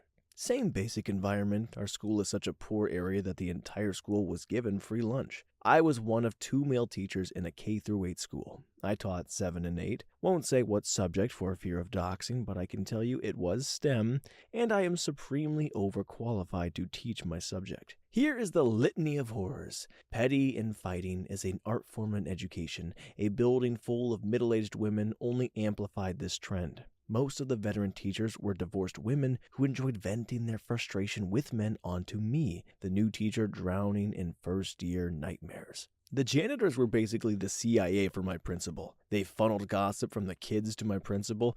There were at least 2 occasions where I got called in to meet with my principal on hearsay that she was treating as fact. At some point, I had to explain to her what hearsay actually was. That was my administrator and colleagues. The students were more world-weary than me. They fell into a few broad categories with individual exceptionalities. The girls were catty and vicious, both to each other and the teachers. Common refrain, "You, a man, I can tell you whatever I want and you can't do anything because it ain't right to make a girl cry." And they did tell me whatever they want. Most of the girls were consciously trying to get pregnant in middle school. I had at least 4 girls who were medicated for serious psychiatric conditions and should not have been in public, let alone public school. The boys were, on average, better behaved. I was told this was an anomaly for this particular school year, and that they like having a male teacher finally. That didn't stop my paranoid schizo-sped boy from damaging property in my room, randomly punching other students, and occasionally screaming at me when he thought I was a demon. Many of my students were 2 or more grad levels behind. Meeting my teaching targets wasn't that hard, I think because the kids were never really taught my subject, and I was essentially moving the goalpost from 0. The parents were a mix of absent and normal and overt psychotic or drug abusers. I developed a reputation for not taking crap from them early and was left alone by the parents for the most part. It helped that my principal was such an enabler of their bad behavior that she usually intercepted the parents before they got to me directly. Did I mention my district curriculum coordinators enabled cheating on the quarterly benchmarks? Did I mention it was common knowledge that the star teachers in an incentive-paid district were widely known to be the most slippery and artful of the cheaters? I dealt with all of this and was willing to go back for more 2 specific instances. First, a kid or kids found out where I lived and threw rocks at me. Second, a separate kid with a criminal record at the tender age of 11 told me quite specifically how he was going to murder me and get away with it. Those incidents on their own didn't faze me. My administration's complete lack of response is what convinced me I had to find something else to do. I was lucky that some friends in my social network were looking for someone with my skill set and bailed me out. Too long didn't read. Don't teach. Do anything else. Keep your kids out of public school, and it's a prison system for students and teachers alike. Story 44. I just want to say that if you are trying out teaching and you really know it isn't for you, quit. If you're currently teaching and you're on the fence, talk to someone, find a mentor, do what you gotta do before you figure out that feeling. Why? Because you actually do have an impact on these kids. I had a lot of friends right out of college say, I'm going into teaching because it's easy and I can't find anything else. Most of them burn out. Some of them actually found their calling, and some actually are still there picking up a paycheck and getting sweet vacation time just to babysit. If you're one of these teachers, F off. Story. My friend got stuck in a robotics class at a low-income school with students who don't want to be there. I get it, it's challenging. But instead of saying, I'm going to learn to build a simple robot with these students, she says, this isn't fair, F this school, and honestly, I could give two craps about my students. Like, if they got taken away, I don't care. What the F? This is a major learning opportunity in a major content area that can actually give the kids something they look forward to every day. And you just effing bail on them? That's bullcrap. There's always something you can do. It's your responsibility. It's not about you. It's about the students, especially low-income students. Go into teaching because you have a passion to teach and a passion to change lives. If you're going for any other reasons, just know that you're literally about to step into the role of a parent, mentor, teaching, confidant without really knowing it. Teachers are effing awesome. Be an awesome effing teacher every day. These kids are counting on you. I know teaching isn't all roses and flowers and studying for the big test montages, but there's always a way to conquer even the craziest obstacles when it comes to being a good teacher and connecting with students. I think that's like the first positive perspective and outlook on teaching we've heard so far. That's pretty refreshing. Story 45. When I realized I made a mistake by not filing a police report against a student that threatened to hit me. I teach 8th grade, and this kid literally wrecked my whole year. He has pages of referrals from the last several years, but his parents have managed to keep him from being sent to alternative school. Anyway, he threatens to hit me and another teacher. His case manager heard him and even responded. I reported it exactly as it happened. I was given the option to press charges and I declined. I just couldn't see doing that to a child at the time. Everything got worse from there. His behavior got even more extreme. He had to be removed from class almost instantly, threatened other students, touched a female student inappropriately, and nothing continues to happen to him. Had to hold a meeting where it was decided his recent actions were related to his disability, but still nothing happened since it's so close to the end of the year. I realized I was done though when the other teacher, who actually heard him threatening me, said he didn't hear anything like that, and that I was lying. I'm not going to work somewhere where I feel unsafe, my students feel unsafe, and where other adults will back up the kids to save themselves the trouble of doing extra paperwork and documentation. Also, discipline at my campus is terrible in general. I have a student with special needs that was being bullied, and no matter how much noise I or they or their parents make about it, the school did nothing and excused his bully's behavior because, frankly, he's the star of our football team and set to be the star of the high school team. They claimed it was because my student did things to draw attention to himself. I just can't take this profession anymore. Loving the kids and the content isn't enough to make it worth it. Story 47. I recently left a district, not as a teacher, but as a systems specialist, IT guy. I was assigned and responsible for all technology on 2 campuses. I loved it in the beginning. The teachers were always in a good mood.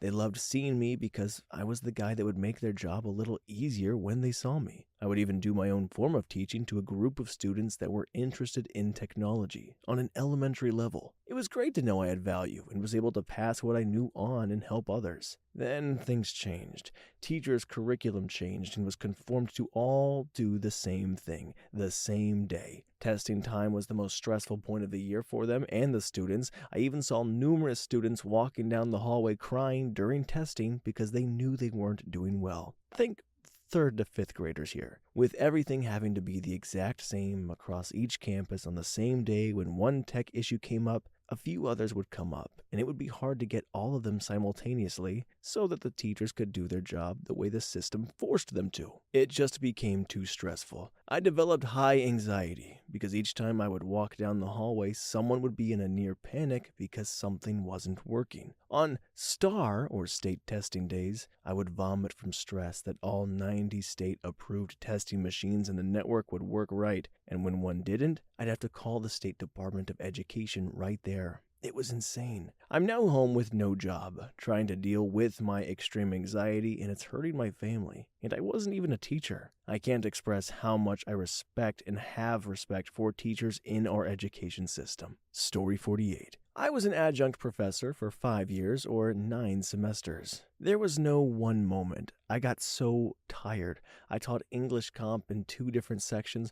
One section was for people who failed the entry exam. The other was the course you have to take for every major. I kept accepting classes that were in a bad part of town. I had no real issue teaching there and really would prefer to teach where people really needed the help, and these folks really needed it. The problem was that the people who did the ESL classes, which you'd take before the comm classes, kept pushing people through who did not speak English. So I had 3 classes a semester with 17 to 21 students, half of whom could not speak English. Then there were the folks who just didn't care. They'd show up or not, they'd do their work or not, then give me crap or not about how they were failing. It started to feel like I was trying to orchestrate some kind of circus where I had to either convince them to drop the class because they don't speak English, all the while they're going, yes, I do speak, I pass class, I speak, or something similar, fail them and then explain to them why or help them the best I could. And I really did try to help. We had English labs, basically tutoring, that they were required to go to. I assigned them extra labs. I sat with them. I tried to go over things bit by bit in addition to teaching the rest of the class.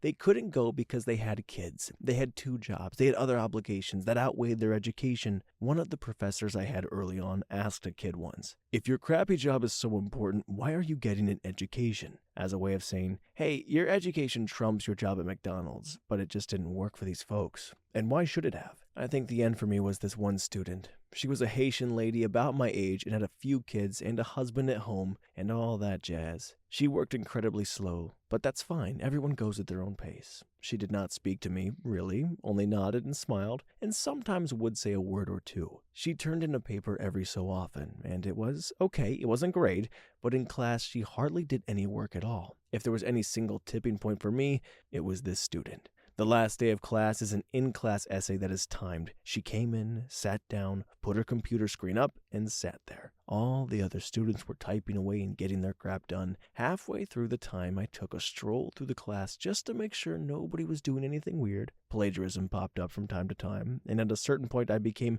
more likely to say, hey, don't plagiarize, do it again, rather than send someone to the dean. And she had nothing written. I mean, her word program wasn't even up. She'd sat there for 90 minutes and done nothing. So I asked her what the deal was. She didn't know how to find the word program. She didn't know how to type. She didn't know what the assignment was. I was blown away. Actually, I was pretty effing mad. How could she sit there while everyone else was working and not do anything? How could she get through an entire semester without ever saying, hey, I don't know how to do this, help me? And how the heck did I miss it? It turns out the other students had been showing her how to open her Word program, but on the test today, no one could sit next to each other, so no one opened it for her. She hadn't written any of her essays. I showed her where the Word program was, told her to get working, told her she could work a bit after class, since we were in the last class in that room anyway, and knew she was going to fail. I mean, I knew she was going to fail way before this, and had told her, but she just kept trucking, and I don't know, maybe she didn't understand. Anyway, I let her work for a full class period. At the end of it all, she had a few sentences down, and that's it. It went something like, my name is whatever. I work as cleaner.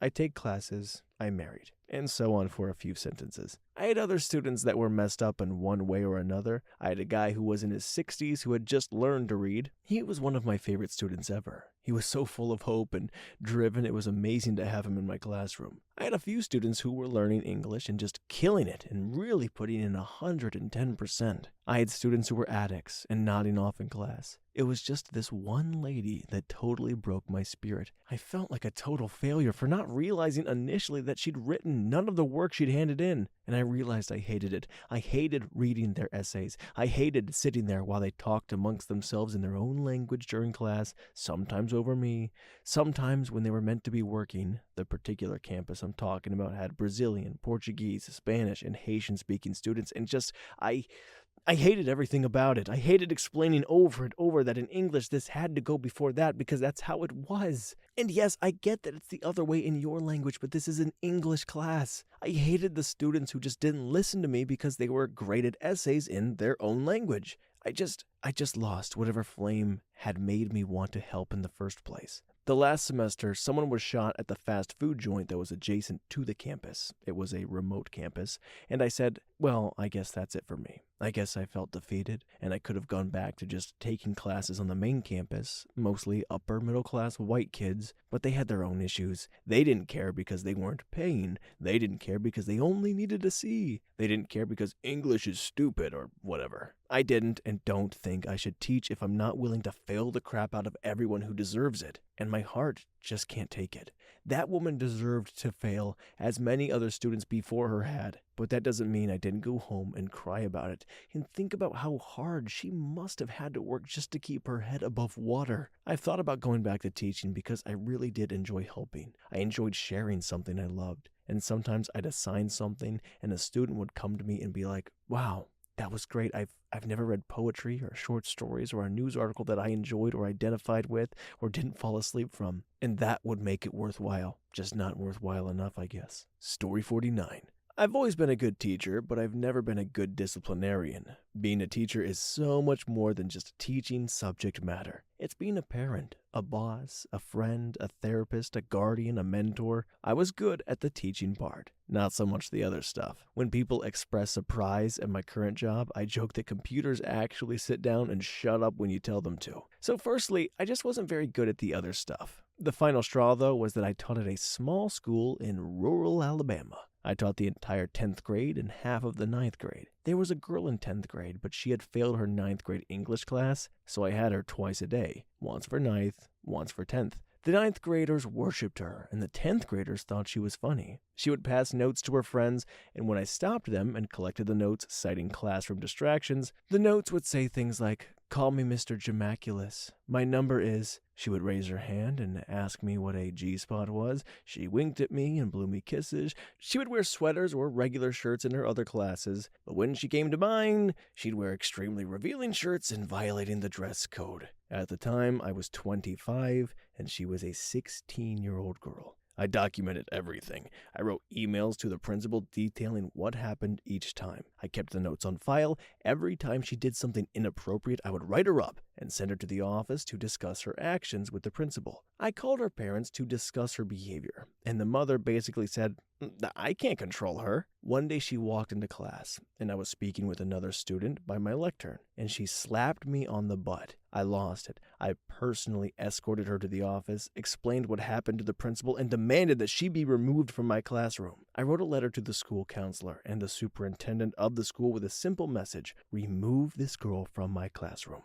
The next day, she was still in my class, smirking and wearing a shirt that was cut way too low, violating the dress code, and she kept leaning over, trying to show herself off to me. I ignored it and continued with the lesson. At the end of the day, I went to the office and found the principal and the superintendent there. They informed me that they weren't going to do anything about it because the girl accused me of flirting with her. I quit right then and there on the spot.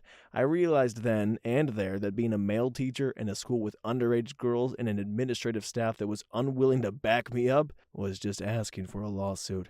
I contacted the teachers' union and told them what was happening, but I refused to go back to work there, and I eventually just gave up looking for a new teaching job. Now I make a ton of money and I'm happier than ever. Story 50. I quit pretty quickly into my post. It was a scheme where you work as a teacher full-time and then also obtain a PGCE on the side. School was lovely, but the expectations and amount of requirements and hoops to jump through was exhausting. I also have never been a very performative, extroverted person and was questioning why I wanted a job involving me speaking to 30 kids every day. But because I was lucky enough to get this salaried, earn-as-you-learn scheme, I just suppressed those thoughts. But my actual moment was when I returned from half-term. I was exhausted due to my neighbor keeping me up all night. We had a tutor-themed assembly planned, and I was teaching the kids green sleeves.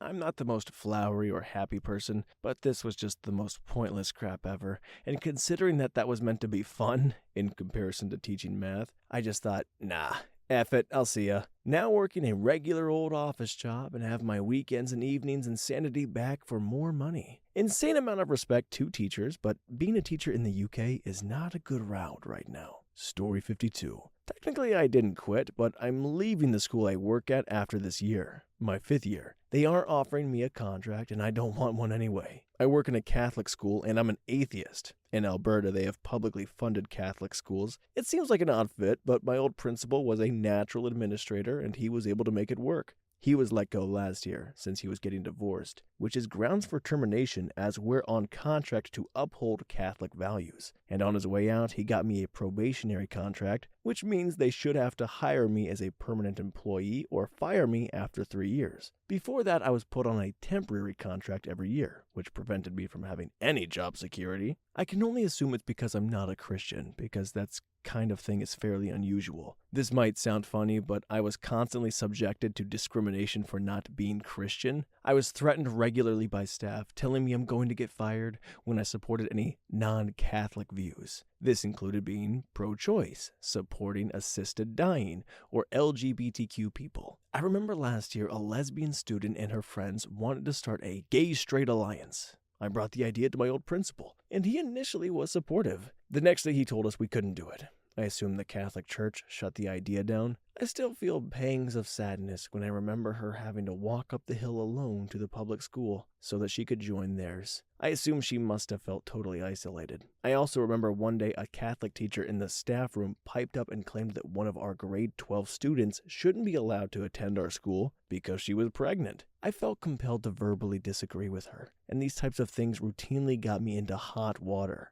The result was that I was regularly targeted and harassed by various members of the administration, fellow teachers and educational assistants. I'm pretty sure my old principal was acting as a huge buffer, protecting me from a lot of BS. When the new principal came in, I was totally left without any support. His evaluation of my teaching that he conducted was unbelievable. I received no feedback. He arbitrarily started it a second time after the evaluation went fairly well, and he would criticize me for things that made absolutely no sense. During this time, one of my fellow teachers started screaming at me in the staff room and told me that I don't belong there because I'm not a Christian. At this point, I suffered an anxiety attack for the first time in my life, and I had to seek psychological counseling. I made a comment on Facebook about what happened and deleted it promptly. One of my coworkers took a photo of it and sent it to the principal. After lecturing me, and I was not oppositional in this lecture, I knew I screwed up. He sent it to the superintendent. I had to meet with her, and she told me right away in the meeting that she wouldn't allow me to speak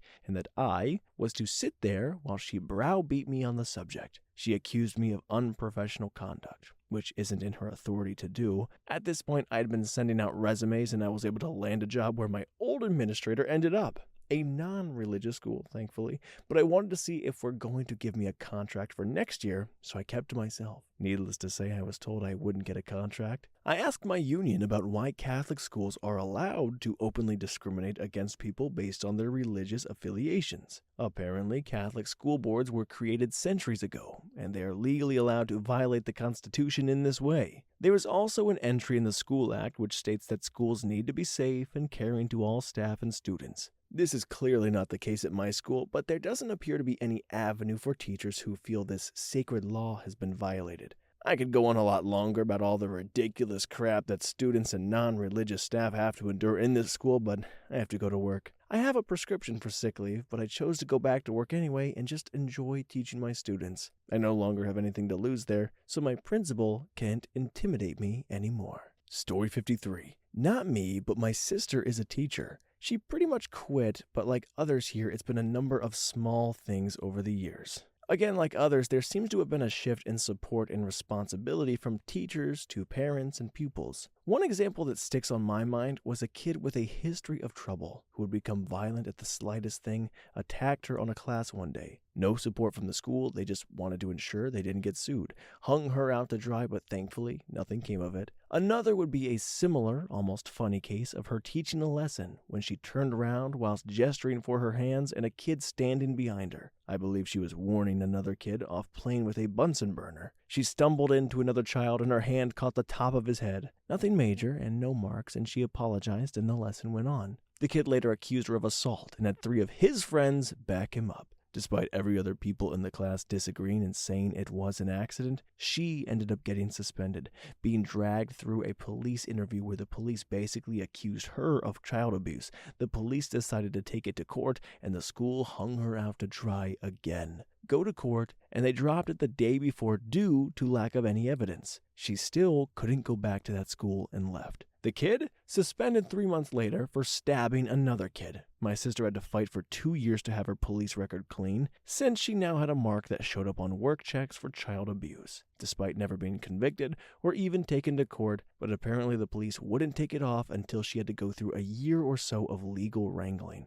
Every parent thinks their child is perfect. Few schools support teachers if anything goes wrong. Kids these days know they can get a teacher out on accusation alone. I know a number of teachers and friends and family, and I've heard similar, although not as serious tales, but I think I've rambled enough. Story 55. I was required to do minute-by-minute lesson plans for my first year, and no matter how much I wrote and rewrote them to satisfy the insane active learning, multiple learning styles, standards of my chair, they were just never good enough. I was always failing to include enough ways to teach to the kids who are more interested than sports than your subject, or never lecture for more than 10 minutes at a time. I was told I lacked professionalism because I wore gym shoes to work a couple of times, and the formal correction was put in my personal file because I came late for a staff meeting. Meanwhile, my assigned mentor in the department was treating his high school students like 6-year-olds, giving them coloring projects. In my second year, the old chair left the school for a VP gig at another high school, shudder, and we got a new one. This one was more relaxed, but also insane. She had prophetic visions, which she would tell us about periodically. By the end of my third semester, I was so ground down by the administrative bullcrap, the whiny parents who blamed me because their kids didn't do any homework, the school counselors who staged interventions when kids were upset about their grades, and the constant backbiting among my colleagues that I became seriously depressed. Talking to my parents about it, they suggested that I could always leave my job. And the fact that this sounded like a new lease on life confirmed that I needed to move on. The sad thing is that I really enjoyed classroom time. It was rigorous but forgiving, and I was well liked by my kids. One of my colleagues used to joke about my fan club, the kids who lingered after class every day to talk, but all the other crap just made it too exhausting. I felt like I had no support structure with which to handle the tough parts of the job. And all the non-classroom stuff seemed like it was designed to grind me down and suck up any residual energy or feeling of dignity. I'm much, much happier now that I'm doing other work, but there's a unique delight of sharing knowledge with young people, which I sort of miss. Story 56. Late to the game, but I am wrapping up my final year of teaching, and I think it will be therapeutic to get this off my chest. I graduated with a math degree, had tutored for years and years, and I love math with my whole heart. I love communicating with the students, thinking of the best way to communicate the information and allow kids to experience and appreciate the beauty of something that fills my heart with a special kind of joy. I thought teaching would be that way. It was not. I work in a pretty poor area, and the school I work at doesn't have textbooks for the kids.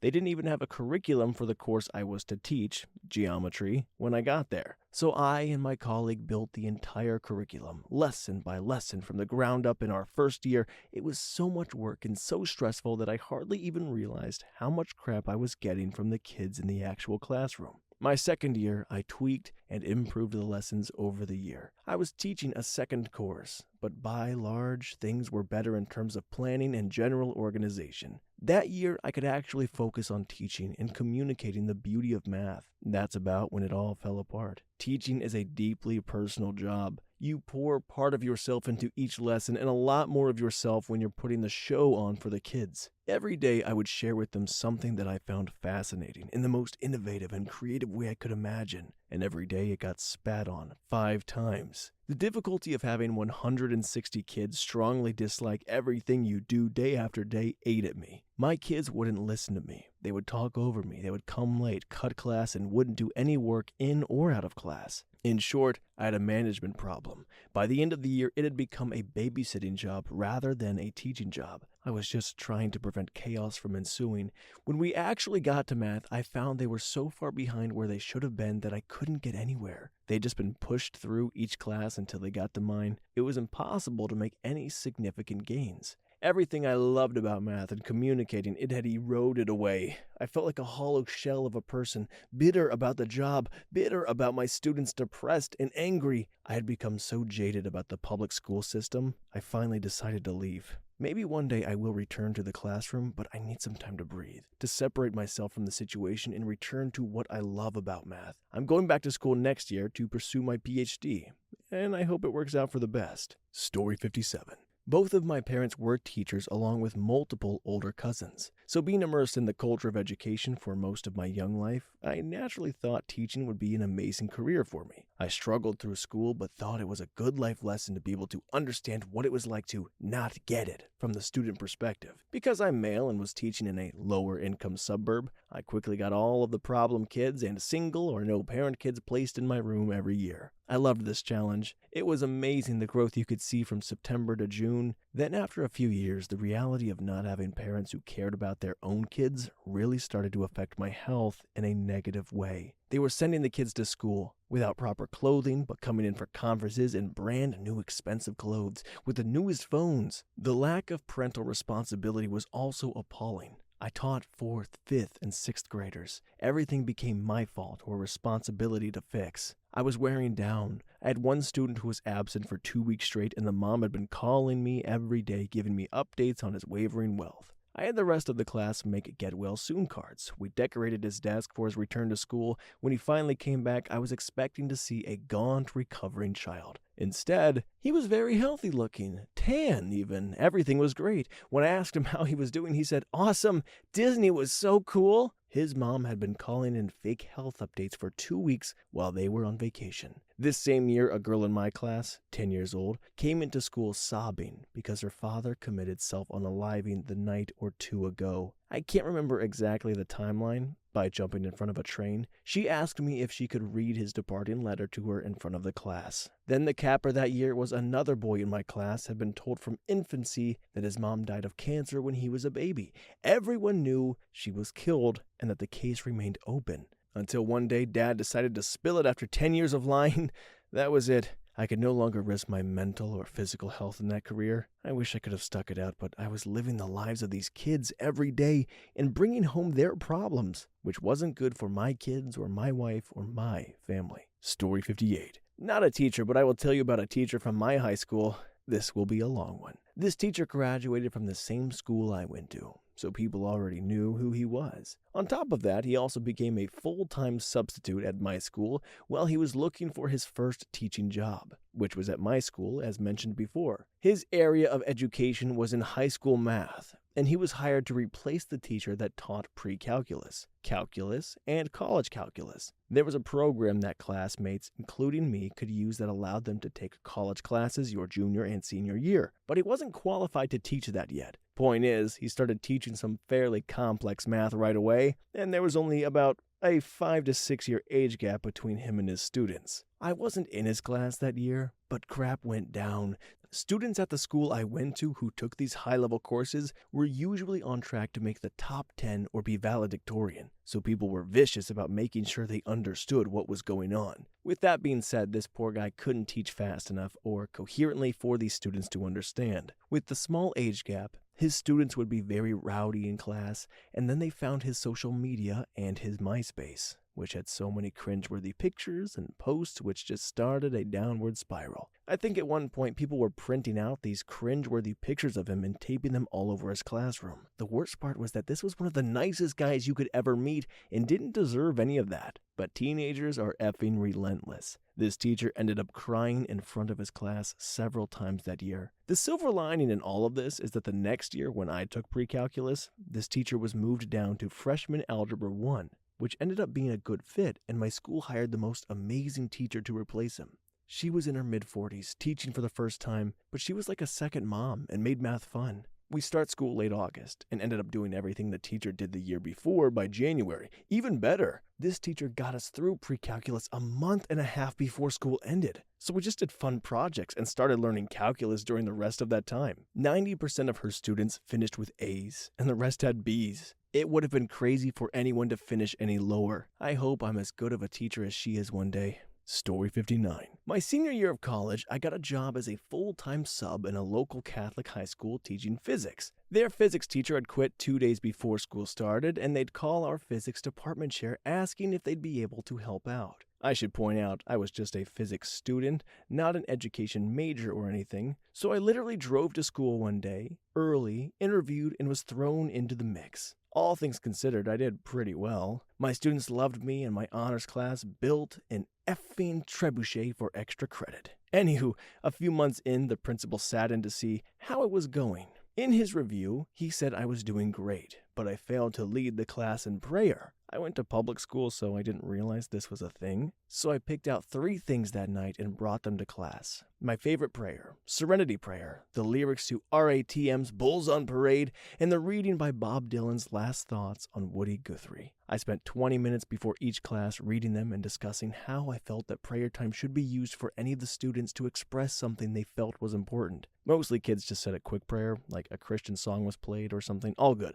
Then one day, a shy but smart kid in my honors class asked if he could read an atheist poem. I screened it and approved it. It was basically a great poem, trying to get Christians to empathize with his viewpoint. He read it and everything seemed cool. Well, little Susie B, made-up name, told her parents, who got butthurt and told the principal. So the jabroni storms into my class the next day in front of my students and starts berating me about it. Then demands that I tell him what student had read the poem. Apparently that had been left out. I explained I screened the poem and that I should be held responsible, not the student. He freaks out and says if I don't tell him, he's going to fire me. Well, I reach into my pocket and I hand him the keys to my classroom. Baller move. Story 60. Late to the conversation, but I lasted 3 years in 2 schools. Started as a teaching assistant in a pretty rough school. All the kids who weren't dirt poor went to literally any other school. But it was enjoyable. Small classes or one-on-one, I'm really good at connecting with teenagers. They'd tell you all sorts of crap that they would never tell a regular teacher. I think I spent more time filling out forms for child protection cases than actually teaching, but I enjoyed it and decided to apply for teacher training. The school I taught at for teaching training was a whole different ballgame.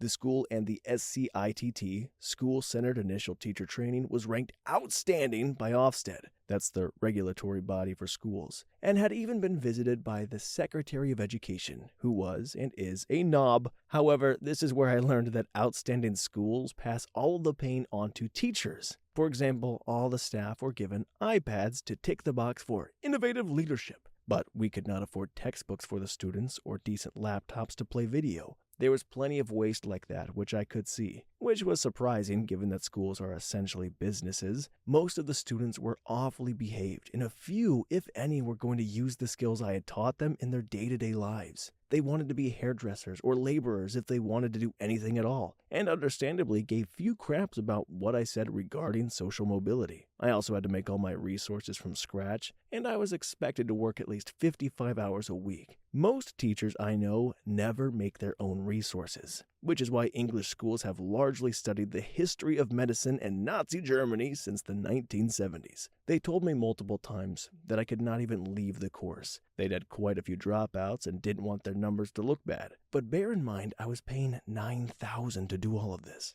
It took me about 2 months and a bout of stress-related eczema to realize what a scam teacher training is, even with the bursaries they offered. But like so many postgraduate students, I was trapped. I had absolutely nowhere else to go. I was sat with my tutor groups, studying the sort of jobs that they could do and how much they might make. The usual came up, manager at Sainsbury's, bin man, etc. But then I saw that a bricklayer earns on average $22K a year. That was more than I could expect when I graduated this nightmare, and he or she would have no student debt, and the government would even pay them to learn how to become one, which was more than I could say for teaching. That evening I spoke to my girlfriend, who explained in no uncertain terms that if I didn't quit then and there, she would come in and make them expel me. Well, let's just say that I was scared of the course director, but I was more scared of my future wife. So pleaded that I needed to leave of absence due to my eczema. They can't deny you that unless they pay you, which they weren't.